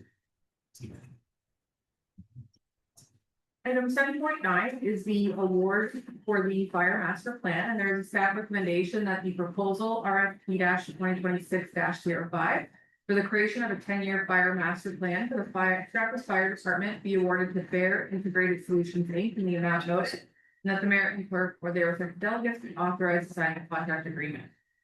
Thank you. Mover for that item. Moved by Councilor Henderson, seconded by Councilor Nigel. Any discussion? See none, I'll call the question, all in favor? Opposed to any, that's unanimously carried. Item 7.10 is the Oregon Insurance Allman Arena Score Clock Advertising Agreement renewal. And there is a staff recommendation that the agreement between the City of Stratford and Orange Insurance Brokers Inc. for advertising on the Allman Arena Score Clock be renewed for a 5-year term. commencing July 1st, 2026, and ending June 30th, 2031, and that the mayor and clerk or their respective delegates be authorized to execute the agreement. Mover for that item. Moved by Counselor Hunter, seconded by Counselor Henderson. Any discussion? Counselor Burback. Thank you through the chair. I really appreciate our insurance being willing to sponsor it all these years. I'm just curious about the possibility of other folks maybe wanting to do it as well, because I imagine that there's quite a bit of traffic, a lot of eyes that go to that particular board. So I'm just curious as to the thoughts about opening it up a little bit to see if we can get some other potential customers. Director Wolf. So through the chair, absolutely. Currently, there hasn't been an interest to look at advertising, but we're always open to that. As put in the report, we have 4 sides in the arena score clock, so we are quite happy to. We will be bringing forward the sponsorship policy, which will also talk a bit about advertising. So that is an initiative that we're moving forward. So absolutely more than happy to entertain any advertising or sponsorship requests. Great, thank you. Just as a follow-up, so this wouldn't limit necessarily possibly on, the other faces of the scoreboard. No. Doing some other advertising. Okay, thank you. Any other comments or questions? Seeing none, it has been moved and seconded. I'll call the question. All in favor? Opposed to any, that's unanimously carried. Item 711 is the contract administration and construction inspection services for Huron 3 reconstruction phase 2. As my understanding, staff had a brief presentation.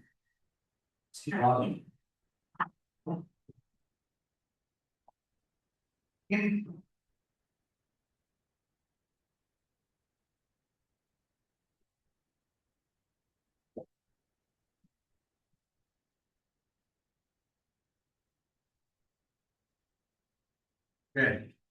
Through the chair, the report before you today recommends awarding the contract in the administration and construction inspection services for the Huron Street Phase 2 reconstruction project to CMA Canada. The RFP scope of work requires the consultant team to provide contract administration services to oversee the project on behalf of the city, as well as provide full-time field inspectors or field inspector for the duration of construction to observe the work, maintain documentation, and verify compliance with the contract requirements. 10 consultants submitted proposals, and an evaluation committee comprised of council members and staff reviewed the technical submissions in accordance with the criteria set out in the RFP. Following the party evaluation, two firms met the minimum scoring threshold and advanced the final financial evaluation. After the financial proposals were open and evaluated, CMA Canada achieved the highest overall ranking. The CMA proposal demonstrated a thorough understanding of the project requirements, supported by extensive company and staff experience in construction projects of similar scope and complexity. Their submission showed that they have an in-depth. Their submission showed they have an internal depth and resources to deliver the project. That to be questions. Thank you. Questions from council at this time?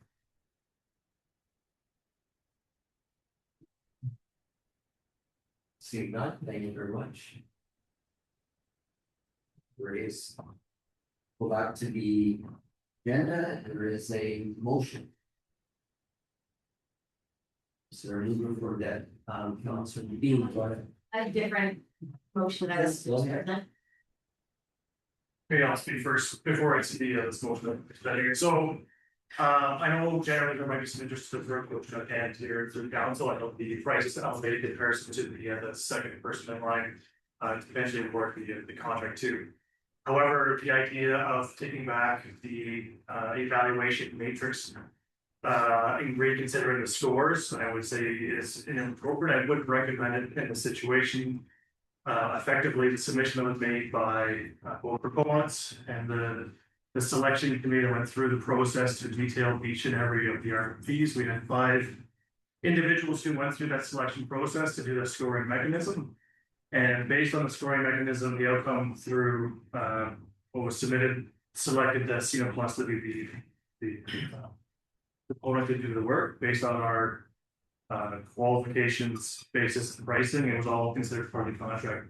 to veer away from what is a legitimized contract submission, puts the city at risk of litigation because we are not adhering to our procurement standard in this situation. If the desire is to defer, I would not recommend that. The alternative option that could be considered by council is effectively that we could bring in that project in-house to do the work ourselves. However, if we decide to do that mechanism, there'll be at least probably 2 projects that I'll have to defer the following year to do because we don't have the capacity in-house to do this work. So once again, just gonna reiterate that the RFP process is a legal process that holds us accountable to the submissions that were made. A review process that was stated to both individuals that was submitted the submissions was going to be fair and transparent. The 5 individuals who were awarded the system thought the proposal for the success we had was the right one to go through, and then we're looking at pricing and how the scoring matrix works out. They were still the successful bidder, even though they're much higher than the next proponent. If we go away from that system, I'll reiterate, we open ourselves to a potential litigation and also other concerns about the fairness and transparency that we provide to all the consultants that we deal with on a regular basis. Thank you. Comments or questions at this time? Go ahead, Councilor Dean. So maybe my concern won't necessarily be addressed in this specific one, but $102,000 difference is taxpayer money to me is a big deal. And the company that was, they came in very close and that loss was a local company. So I guess, and maybe the motion that I would like to see is for referring back to staff for what the procurement process is. If we allocate any points or anything, any benefit for a local company or not, if that's something that we can do, or if we need legal advice for that. So that was the question here. And by your statement, you're saying that you would not recommend that with this one. But I would still like to see that question answered. So I don't know if there's a way to. I'm just wondering if that's something that you want to look at with regards to deferring back to staff with regards to the looking at and bringing back the procurement policy and exploring that. If there's there is a motion here and you can bring another motion forward, but maybe that's a secondary motion. I put that to you. Councilor Dean, go ahead and then I'll go over to Councilor Henderson. She goes first. Okay, Councilor Henderson. To the chair, I just want to say, probably around the first year that I was on council, I remember being upset because we were really close to a local one and I wanted to suggest that we go with somebody locals and they have to drive far and they're right here and everything. And I remember Councilor Heath-Cullen getting up and banging the table and saying, we cannot do this because then people won't, they won't bid on our projects and will be sort of ostracized throughout the province because we're picking and choosing and it, and it seems unfair, but yet, people bid on these and it is what it is. And I know some people have talked to me about it because they said, well, somebody goes out and they hire all these people and then they have to lay them all off and they don't get the job the next time and there's all that. And then there's the municipally, how it's done, what is it called, the procurement process. Sometimes we really don't have a choice. Councilor Green and then McKay, okay? So just to follow up, thank you to the mayor, of the perspective here this time is that the local homes actually have the lower bid, so that's why that question, to me seems a little more logical this time. So if we do, just a procedure question, if we do go forward with the motion that's on there, could I make an amendment to add on that we also just review if there's anything that we can do in our procurement process for local, is that possible? Director Kruger, I think you can bring us up to speed on that policy. Through the chair. So the procurement policy has been something that's been on my plate since I started the city. It's a very long and tedious process because it's a very complex document and a lot of nuances to it. Shifting legislation, like the Buy Ontario stuff has been and some of our even shifting priorities in the city with respect to green initiatives or accessibility requirements and things like that. We're just trying to incorporate all those things in there. So this is something that a new and improved policy is underway and is coming forward to our CLT team for its first sort of overview. By the finance team, so I'm expecting that this will be something that is in front of council in the next 6 months or so. It really just depends a little bit on something like whether there's more, I'll say, moving targets within like the legislative process. And just further to that, the scoring pieces, they are. While the policy itself doesn't articulate necessarily the process, the RFPs themselves do. So I think that's where, we can enhance our policy a little bit more to make it a little bit more transparent before people are even like remotely considering bidding on a project. With respect to an RFP scoring, it's not the same as a tender scoring in the sense that we are evaluating the price separately from the technical qualifications. In a tender document, we're issuing a very specified scope of work and taking the lowest price. That's kind of like it's rigid and it's legislated and it's, there's a lot of risks associated with that. In our RFP process, we have similar risks, but there's a little bit more evaluation around the technical competencies first and then price second. So then the price gets weighted and applied. So while a lower bidder or lower priced proponent might have a lower price, their technical score may have been lower, and then that combination is what's the result. And it looks like from the details in the report that the scores were close, but in the technical scoring, they were less close. They became closer because of the pricing differential between the two components. So I just wanted to provide a little bit of context there. Director Greenblatt saw your hand, then I'll come back to it. Just another comment regarding the low site amount of work with this project. We do have several other contracts that engineering and throughout the rest of the corporation we do put up on a regular basis. So that do not require us to go through the RFP or tender intake process, that we are allowed to through our procurement policy to select who we want to be included. And in all those cases are most common people that we reach out to put proposals are local consultants. So they're getting work through us regularly all the time, just to sort of come to this venue for approval because we're not required to. But so they are getting work through the city. We are supporting our local consultants. Thank you, Councilor. Director Greenblatt. Councilor McKee, your hand was up. Yeah, absolutely. I do not support the idea of trying to weight this towards local companies. I think the fact that this is really substantially risky to play around with too much, and there are staff who know how they're evaluated. I'm not an engineer. I've sat on some of these processes. I know now that I'm not an engineer. While I can sort of see what is effective, I would like to. I think it's wise to be weighting that more substantially. Director Hunt, Councilor Hunter and Councilor Burbank, go ahead. Thank you. So just a quick comment. The private sector is very supportive of local companies, and that's all terrific. The risk if we support our local companies from other communities, then our contractors will face barriers to bidding on jobs in those other communities. So I think it's better to use objective criteria like this, and it's great when a local company gets the job when they're the best for it and the best price. But leaving it open and fair allows our local companies to bid on jobs in other municipalities. So I think it kind of evens out a bit for them that way. Thank you, Councilor Hunter. Councilor Burbank. Thank you. Just a follow-up question for Director Kruger.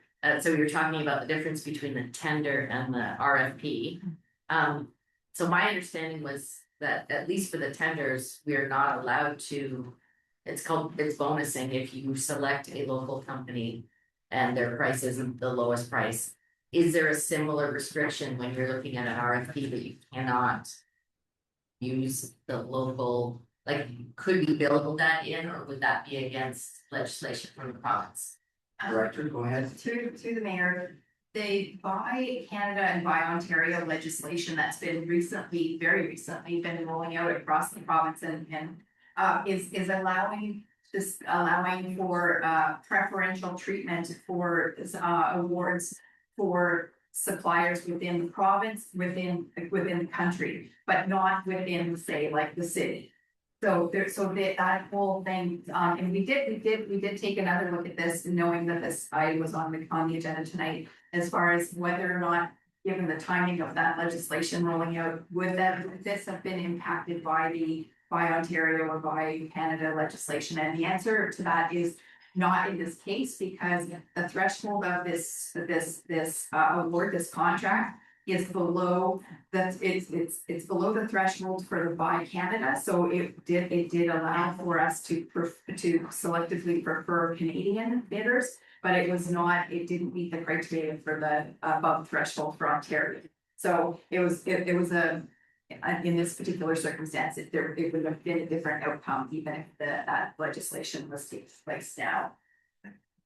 Mr. Bogdan, did you want to add something to the conversation, or are you just waiting for? No, I was looking at it. Okay, thank you. Councillor B, go ahead. Thank you, through the mayor. For me, that you clarified the question because excuse me, I would consider it volunteering for saying we want the local company, even though it's a higher bidder. This time was different because they were a lower bidder, and I didn't quite understand how that worked. And the question just being if being local carries any weight, not that I want to prioritize local companies, just so we're clear, I'm not trying to switch all of that, I'm just saying, does it hold any weight in the evaluation process at all? But I think those questions were answered, and our Kruger answered to me the difference between why we're picking the higher bid. Or ask the CAO. Sure. Through the mayor, so the conversation was really about, can you provide local preference on tenders or during the time? We are reviewing that policy, and things have changed a little bit in that world. As you know, CUSMA, our different trade agreements, some of the challenges that we had is we have to follow those rules in order to allow fair trade to happen between countries, between those fair trade agreements. There are thresholds within that if you meet certain thresholds, then you don't have to follow exactly fully procurement rules.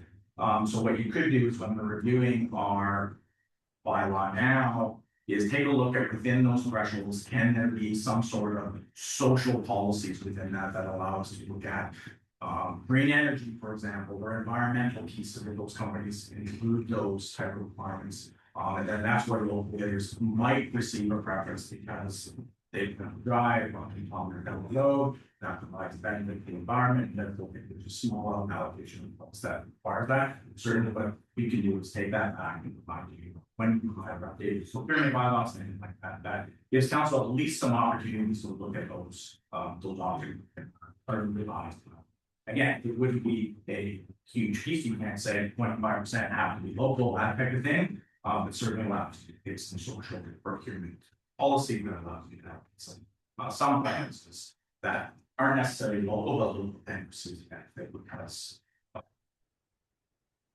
Other comments or questions, Councillor B? As a follow-up to the mayor, it sounds like nothing will need to be done tonight based on that it will be coming as a normal part of the process before council. Yeah.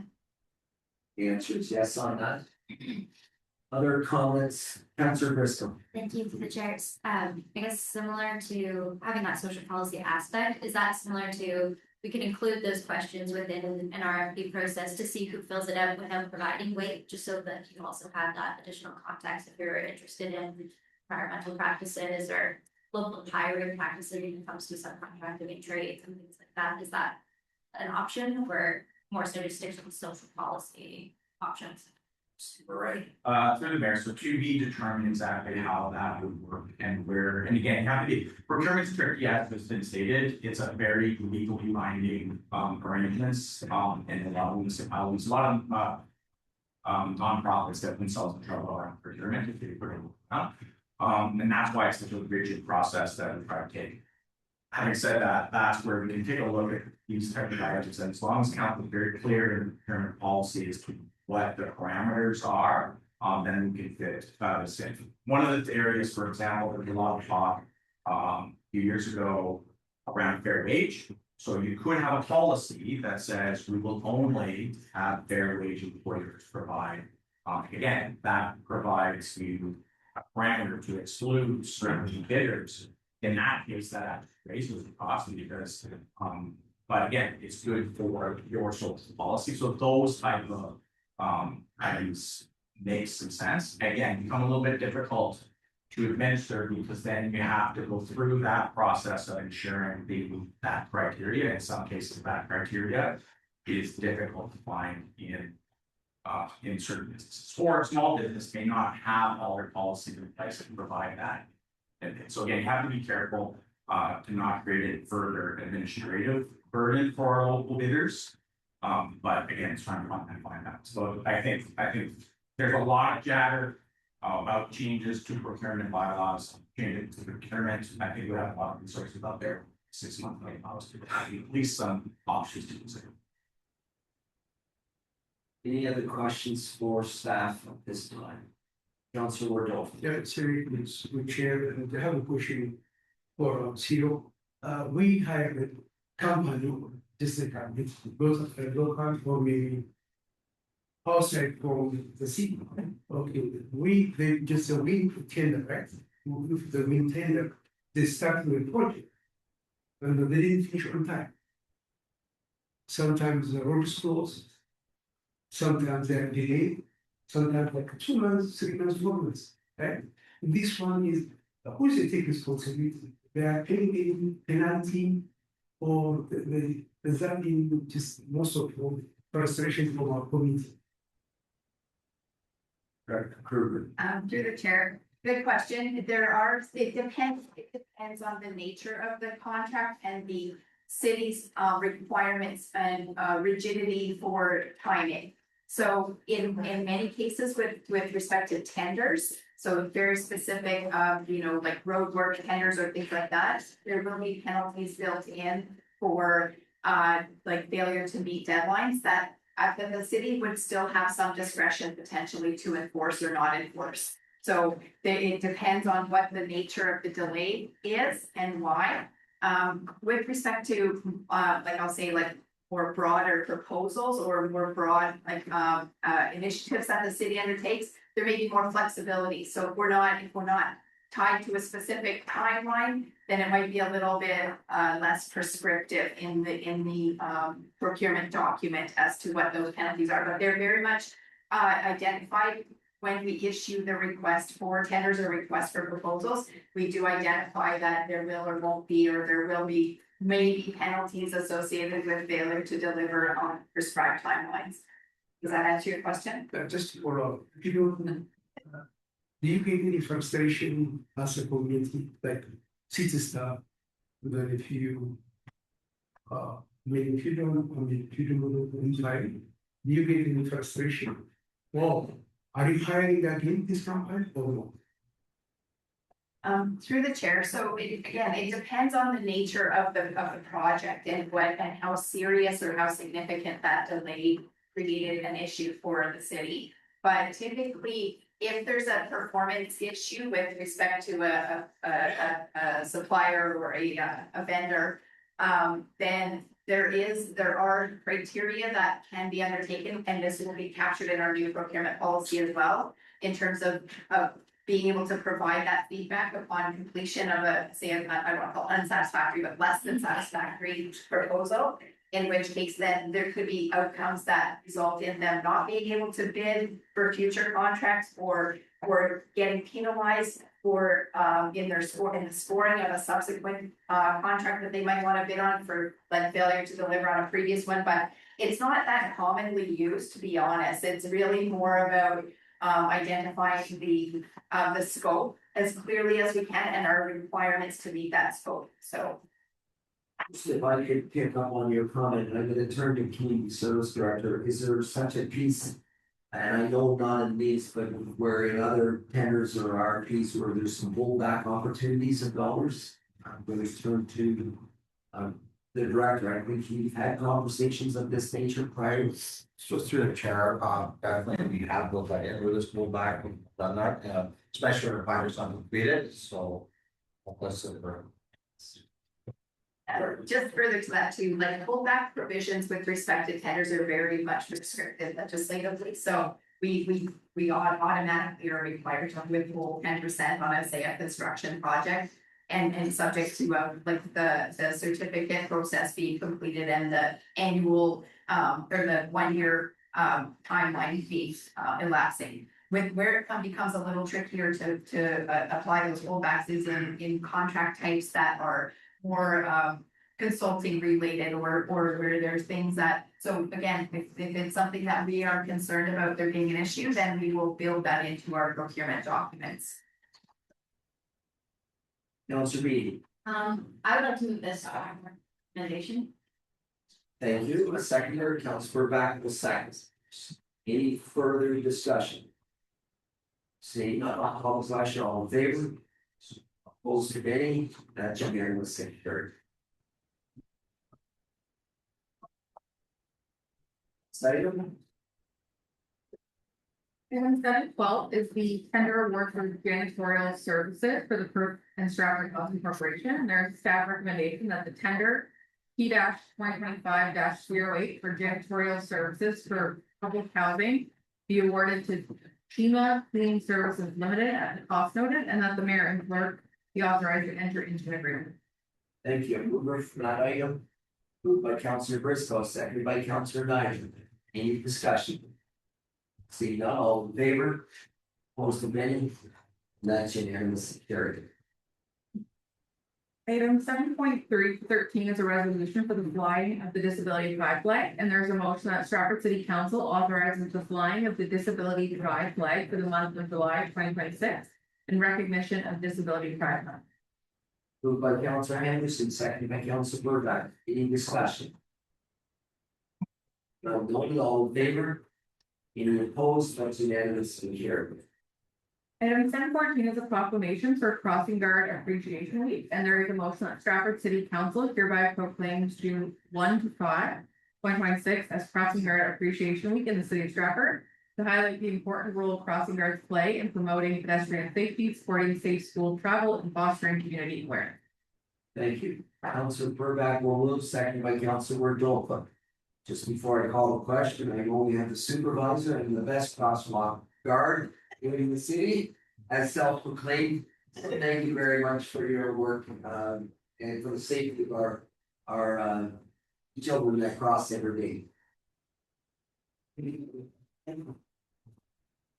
Call the question, all in favor? Opposed to any, that's unanimous and carried. Through your worship, returning to the addendum, item 715, a application for 161 Ontario Street. The report also contains a request for approval of 2 heritage alterations. The first part is a presentation by Caroline Baker from Baker Planning Group, and there's a motion that Caroline Baker be heard. Thank you. Moved by Councilor McKinney, seconded by Councilor Burbank. All in favor? Most carried, that's unanimous. Carried.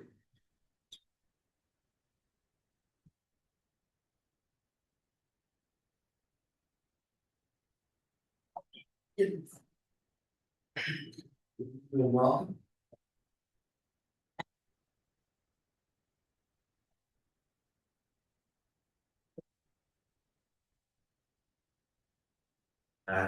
Good evening, everybody. My name is Evan Sutton. I'm a senior associate with the area group. I'm a registered staffing planner and a fully professional member of the Canadian Institute for Heritage Professionals. We've been retained by our clients BNI Group, for the owners of 161 Ontario Street, Stratford. They are registered with the name, but they are part of BNI Group. So we were recently retained to help resolve essentially 2 very particular, very specific heritage matters that are a culmination of a very iterative and long process between a heritage permit application, several heritage permit applications, and a building permit application over many years.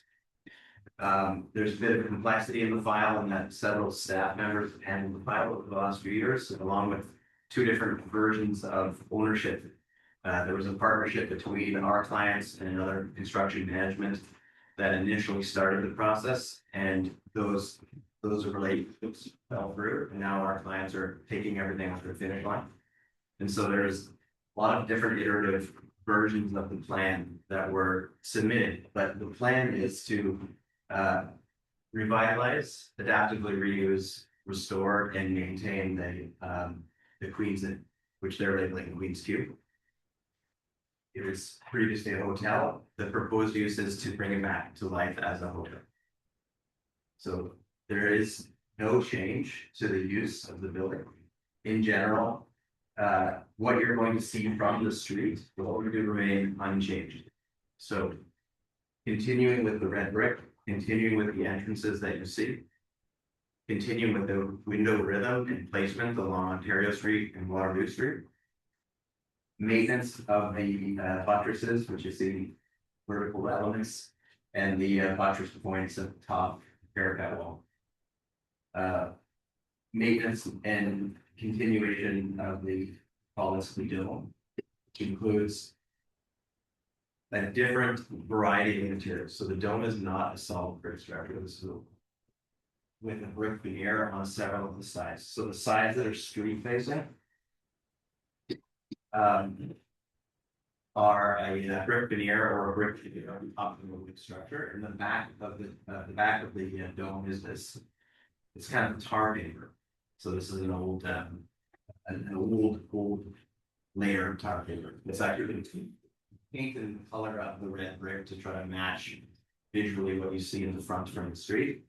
And you can see here where the sort of the brick ends and the tar paper starts at this line. The proposal for this dome, you can see that there's a bit of a green patina. Typically with a copper top, you're going to see a very green patina. In one of the photos, you can sort of see it right there where my pointer is. This is the Knox Church in the background. You can see how much more green that is. That is a true copper top. The top on ours does have a green patina, so we think it may be an alloy of copper of some kind.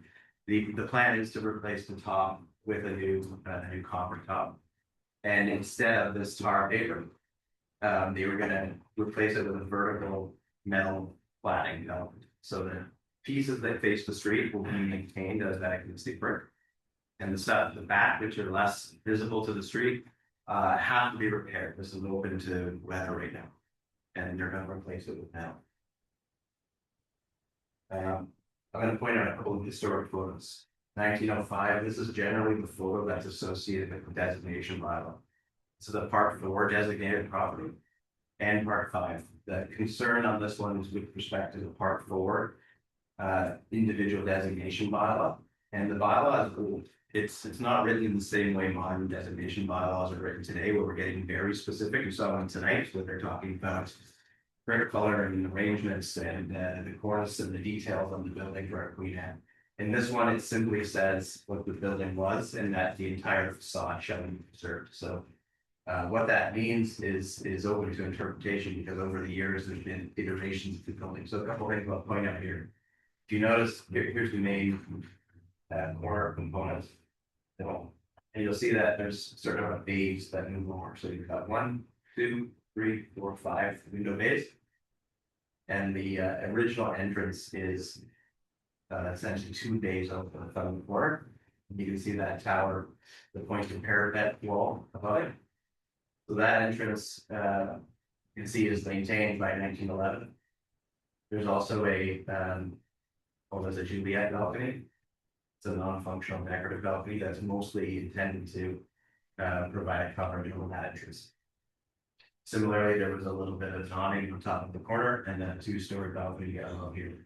You can see in this image, those features are still there. It's harder to see that original balcony, but it's still there.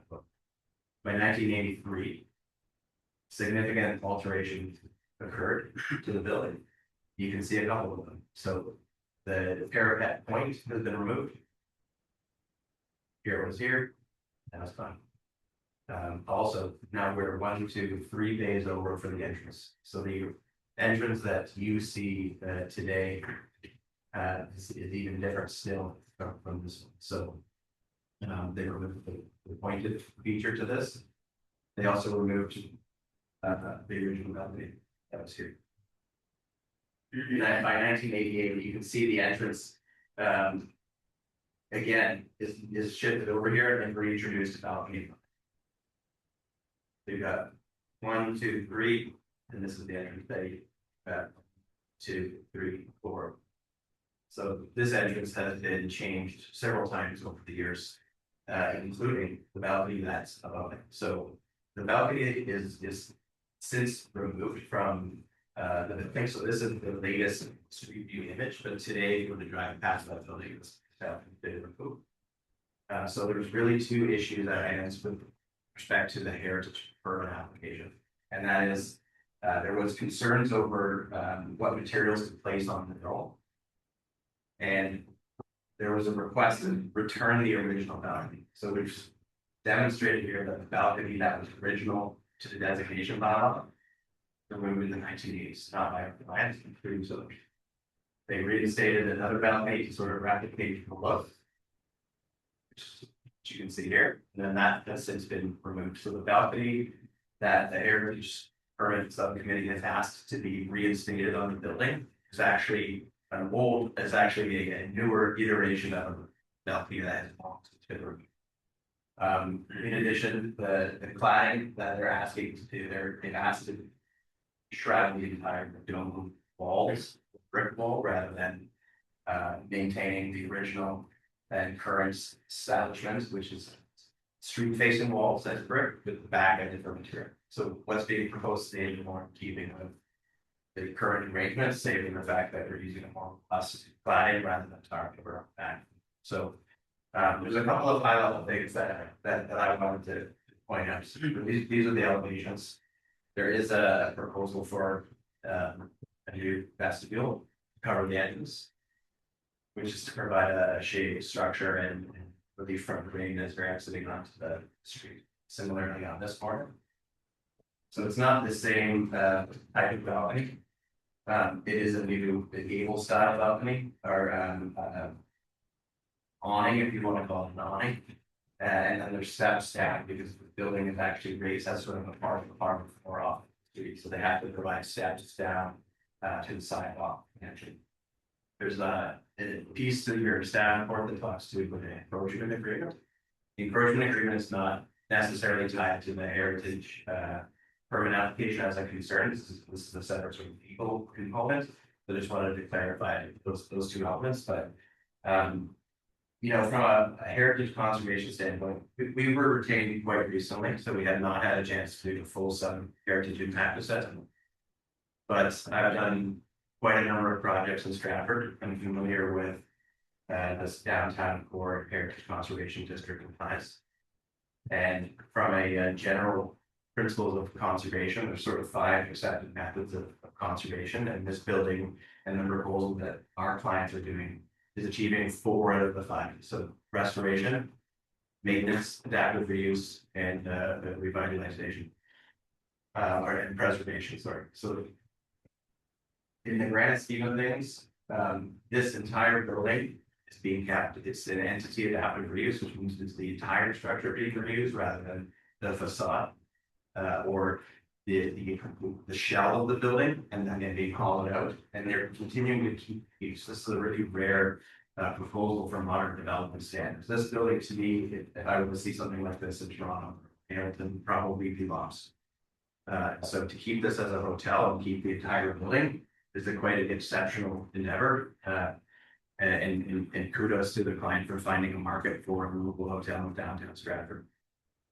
So we have to assess impacts if we were to do an HIA on 7 categories: shadows, change in land use, soil disturbances, demolition, alteration, and a few other things. So the only one that we're triggering in this instance that would impact the heritage designation bylaw is a change to the facade. The tower, because we're keeping the existing arrangement of a brick veneer on the street facing facades, and the non-brick different material along the non-street facing facades is a non-impact, a negligible impact.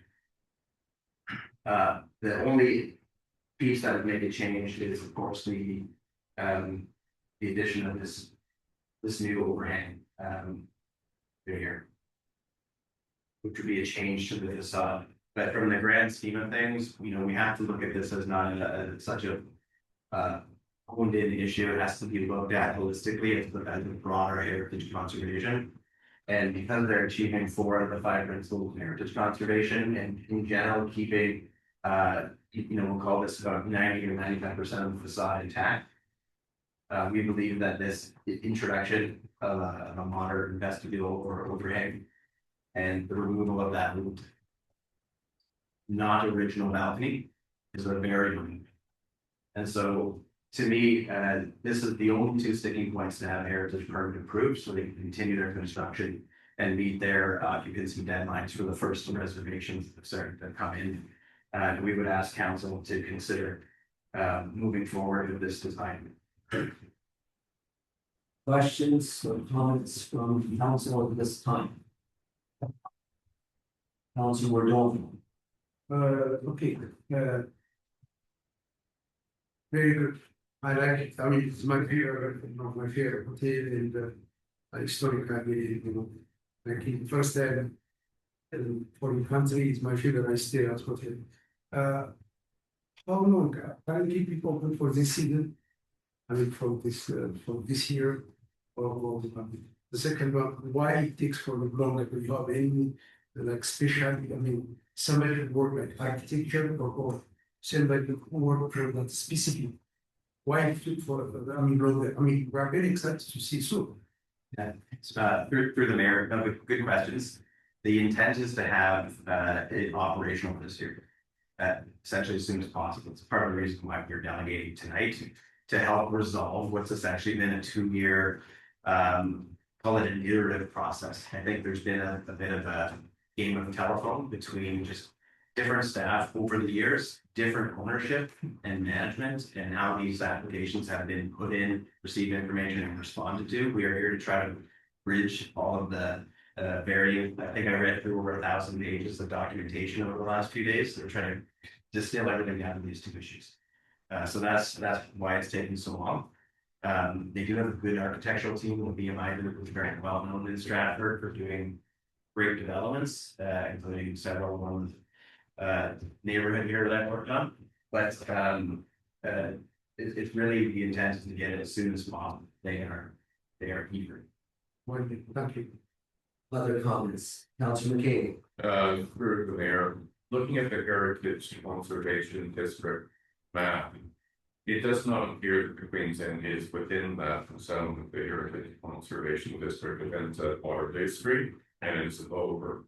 Is that true if I read the map that's on our website? Yeah. So this is a part 4 designated building, which would be slightly different as far as the note from the staff on the cladding for the Heritage Conservation District indicates a preference for what's in the district. But this, I'm just confused about whether this is a part 5 designated building, or is it just a part 4 designated building, which has a little bit more? Yeah, through the mayor, it's part 4 designated building. Yeah. And adjacent to in part of the downtown. So that makes me a little bit more comfortable with the idea of not replacing the exact cladding of the downtown core with it, and the proof of the back not really having been brick originally on the site of that is what they were trying, or the committee is trying to do. Yeah, and through the mayor, I mean, I have worked with the conservation district plans as well. One of the big things is about ensuring a consistent street relationship between ground floor and ceiling. And that's one of the biggest, set of guidelines in that district plan. And a consistent, we know that I think that they're unchanged in that regard, even if it were to be included in the district, because it's adjacent to it, they maintained all of that so that the intent is still there today. Other comments or questions? Councilor Bristol. Thank you, dear Chair. This might be a misunderstanding of heritage and the preservation piece, but I think I really appreciated the illustrations of how the building has changed over time, and also supported what Councilman Davis said, and seeing that how we're maintaining it, but also still preserving the water standards and a lot of its safety standards. But I also appreciate how, as much as we talk about heritage, it's not necessarily a return to, but it also incorporates the evolution and the history, that's part of the heritage as well, the history and evolution of the building as well. And you've shown that incredibly, and so we have a bit of a return while also acknowledging the journey the building has been at the same time. And for me, that's still heritage. I don't know if that's professionally or legally definition of heritage, but I really appreciated that illustration of how it's changed. I could add, if I sit on the Festival Directors Board, this was a major conversation yesterday with regard to the need of additional accommodations in our city for tourists that want to stay overnight but have a challenge of staying overnight. And this is an exceptional investment into those accommodation needs, and it's going to certainly benefit us as a tourist destination. Through those in there, and I would add, I think with the discussion around the official plan review and heritage piece that was brought up in that, I think we could use some clarification on some of these things, so to make it easier for the council to understand and the heritage community to understand how it should be closed. Thank you. Councilor Henderson. To the mayor. That drawing there at the top, instead of replacing the dome, to me that was square. Through the mirror, it's not, this is just very faint. Pardon? It's just very faint, it's actually, the dome is there, it's hard to see, you can see the lines. Oh, It's okay. very faint in the projector. Might not get better. It's harder to see, but maybe that's good, or see the dome. Still there, just singular black lines between. And what was the main reason of not putting brick on rather than putting the metal? Well, there's a number of them today, it's tar. Oh, I know, but they wanted to have brick on. Well, the tar paper, no, the heritage committee wanted to have brick. Right. And it's just an overcomplicated, slightly less robust material. Where we don't necessarily need to do it because it's not a street facing element and it's not brick today. Okay. Any other comments or questions? For the favorite planning group at this time. See, Mike, thank you for your presentation.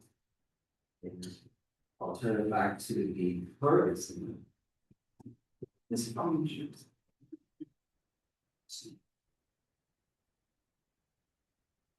For your worship, turning to your addenda. There is a staff recommendation that the application to permit the encroachment of new steps to hotel and pub entrances to existing curved landscape areas on either side of the entrance to the parking lot and the lighting at 161 Ontario Street road allowance be approved.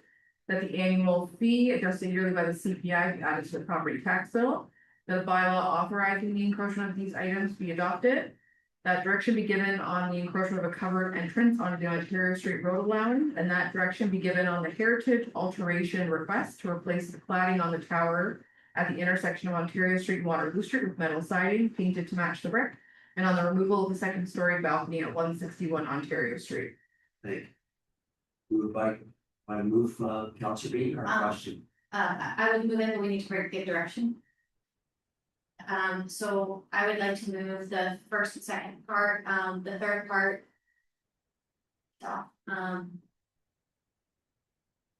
No, third part as well, and then the encroachment of the covered entrance, I would like to make a motion that we would allow the covered entrance as well. And to also approve the planned proposed work on the front and the middle on the back for the towers. Second, if Councilor Nigel will second.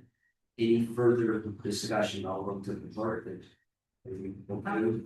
So through your worship, the only other piece was on the removal of the second story balcony request to be a separate item. So basically their requests. Yeah. Here. There's nothing further. Call the question, all in favor? Opposed to any? And that's unanimous. Your worship, I'm gonna quickly turn back to your agenda.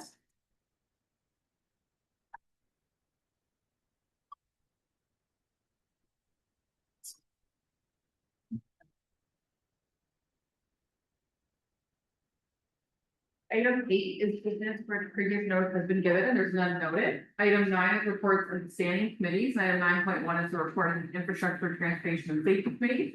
And there are 3 items listed as follows. Item 9.1.1 is the WPCP digester roof and mixing system replacement update. Item 9.1.2 is the 2025 Stratford Water Pollution Control Plant annual report. And item 9.1.3 is the new medical dispatching system. Chair Burbeck, would you move that? Thank you, seconded by Councilor Niger. Any discussion on those 3 items?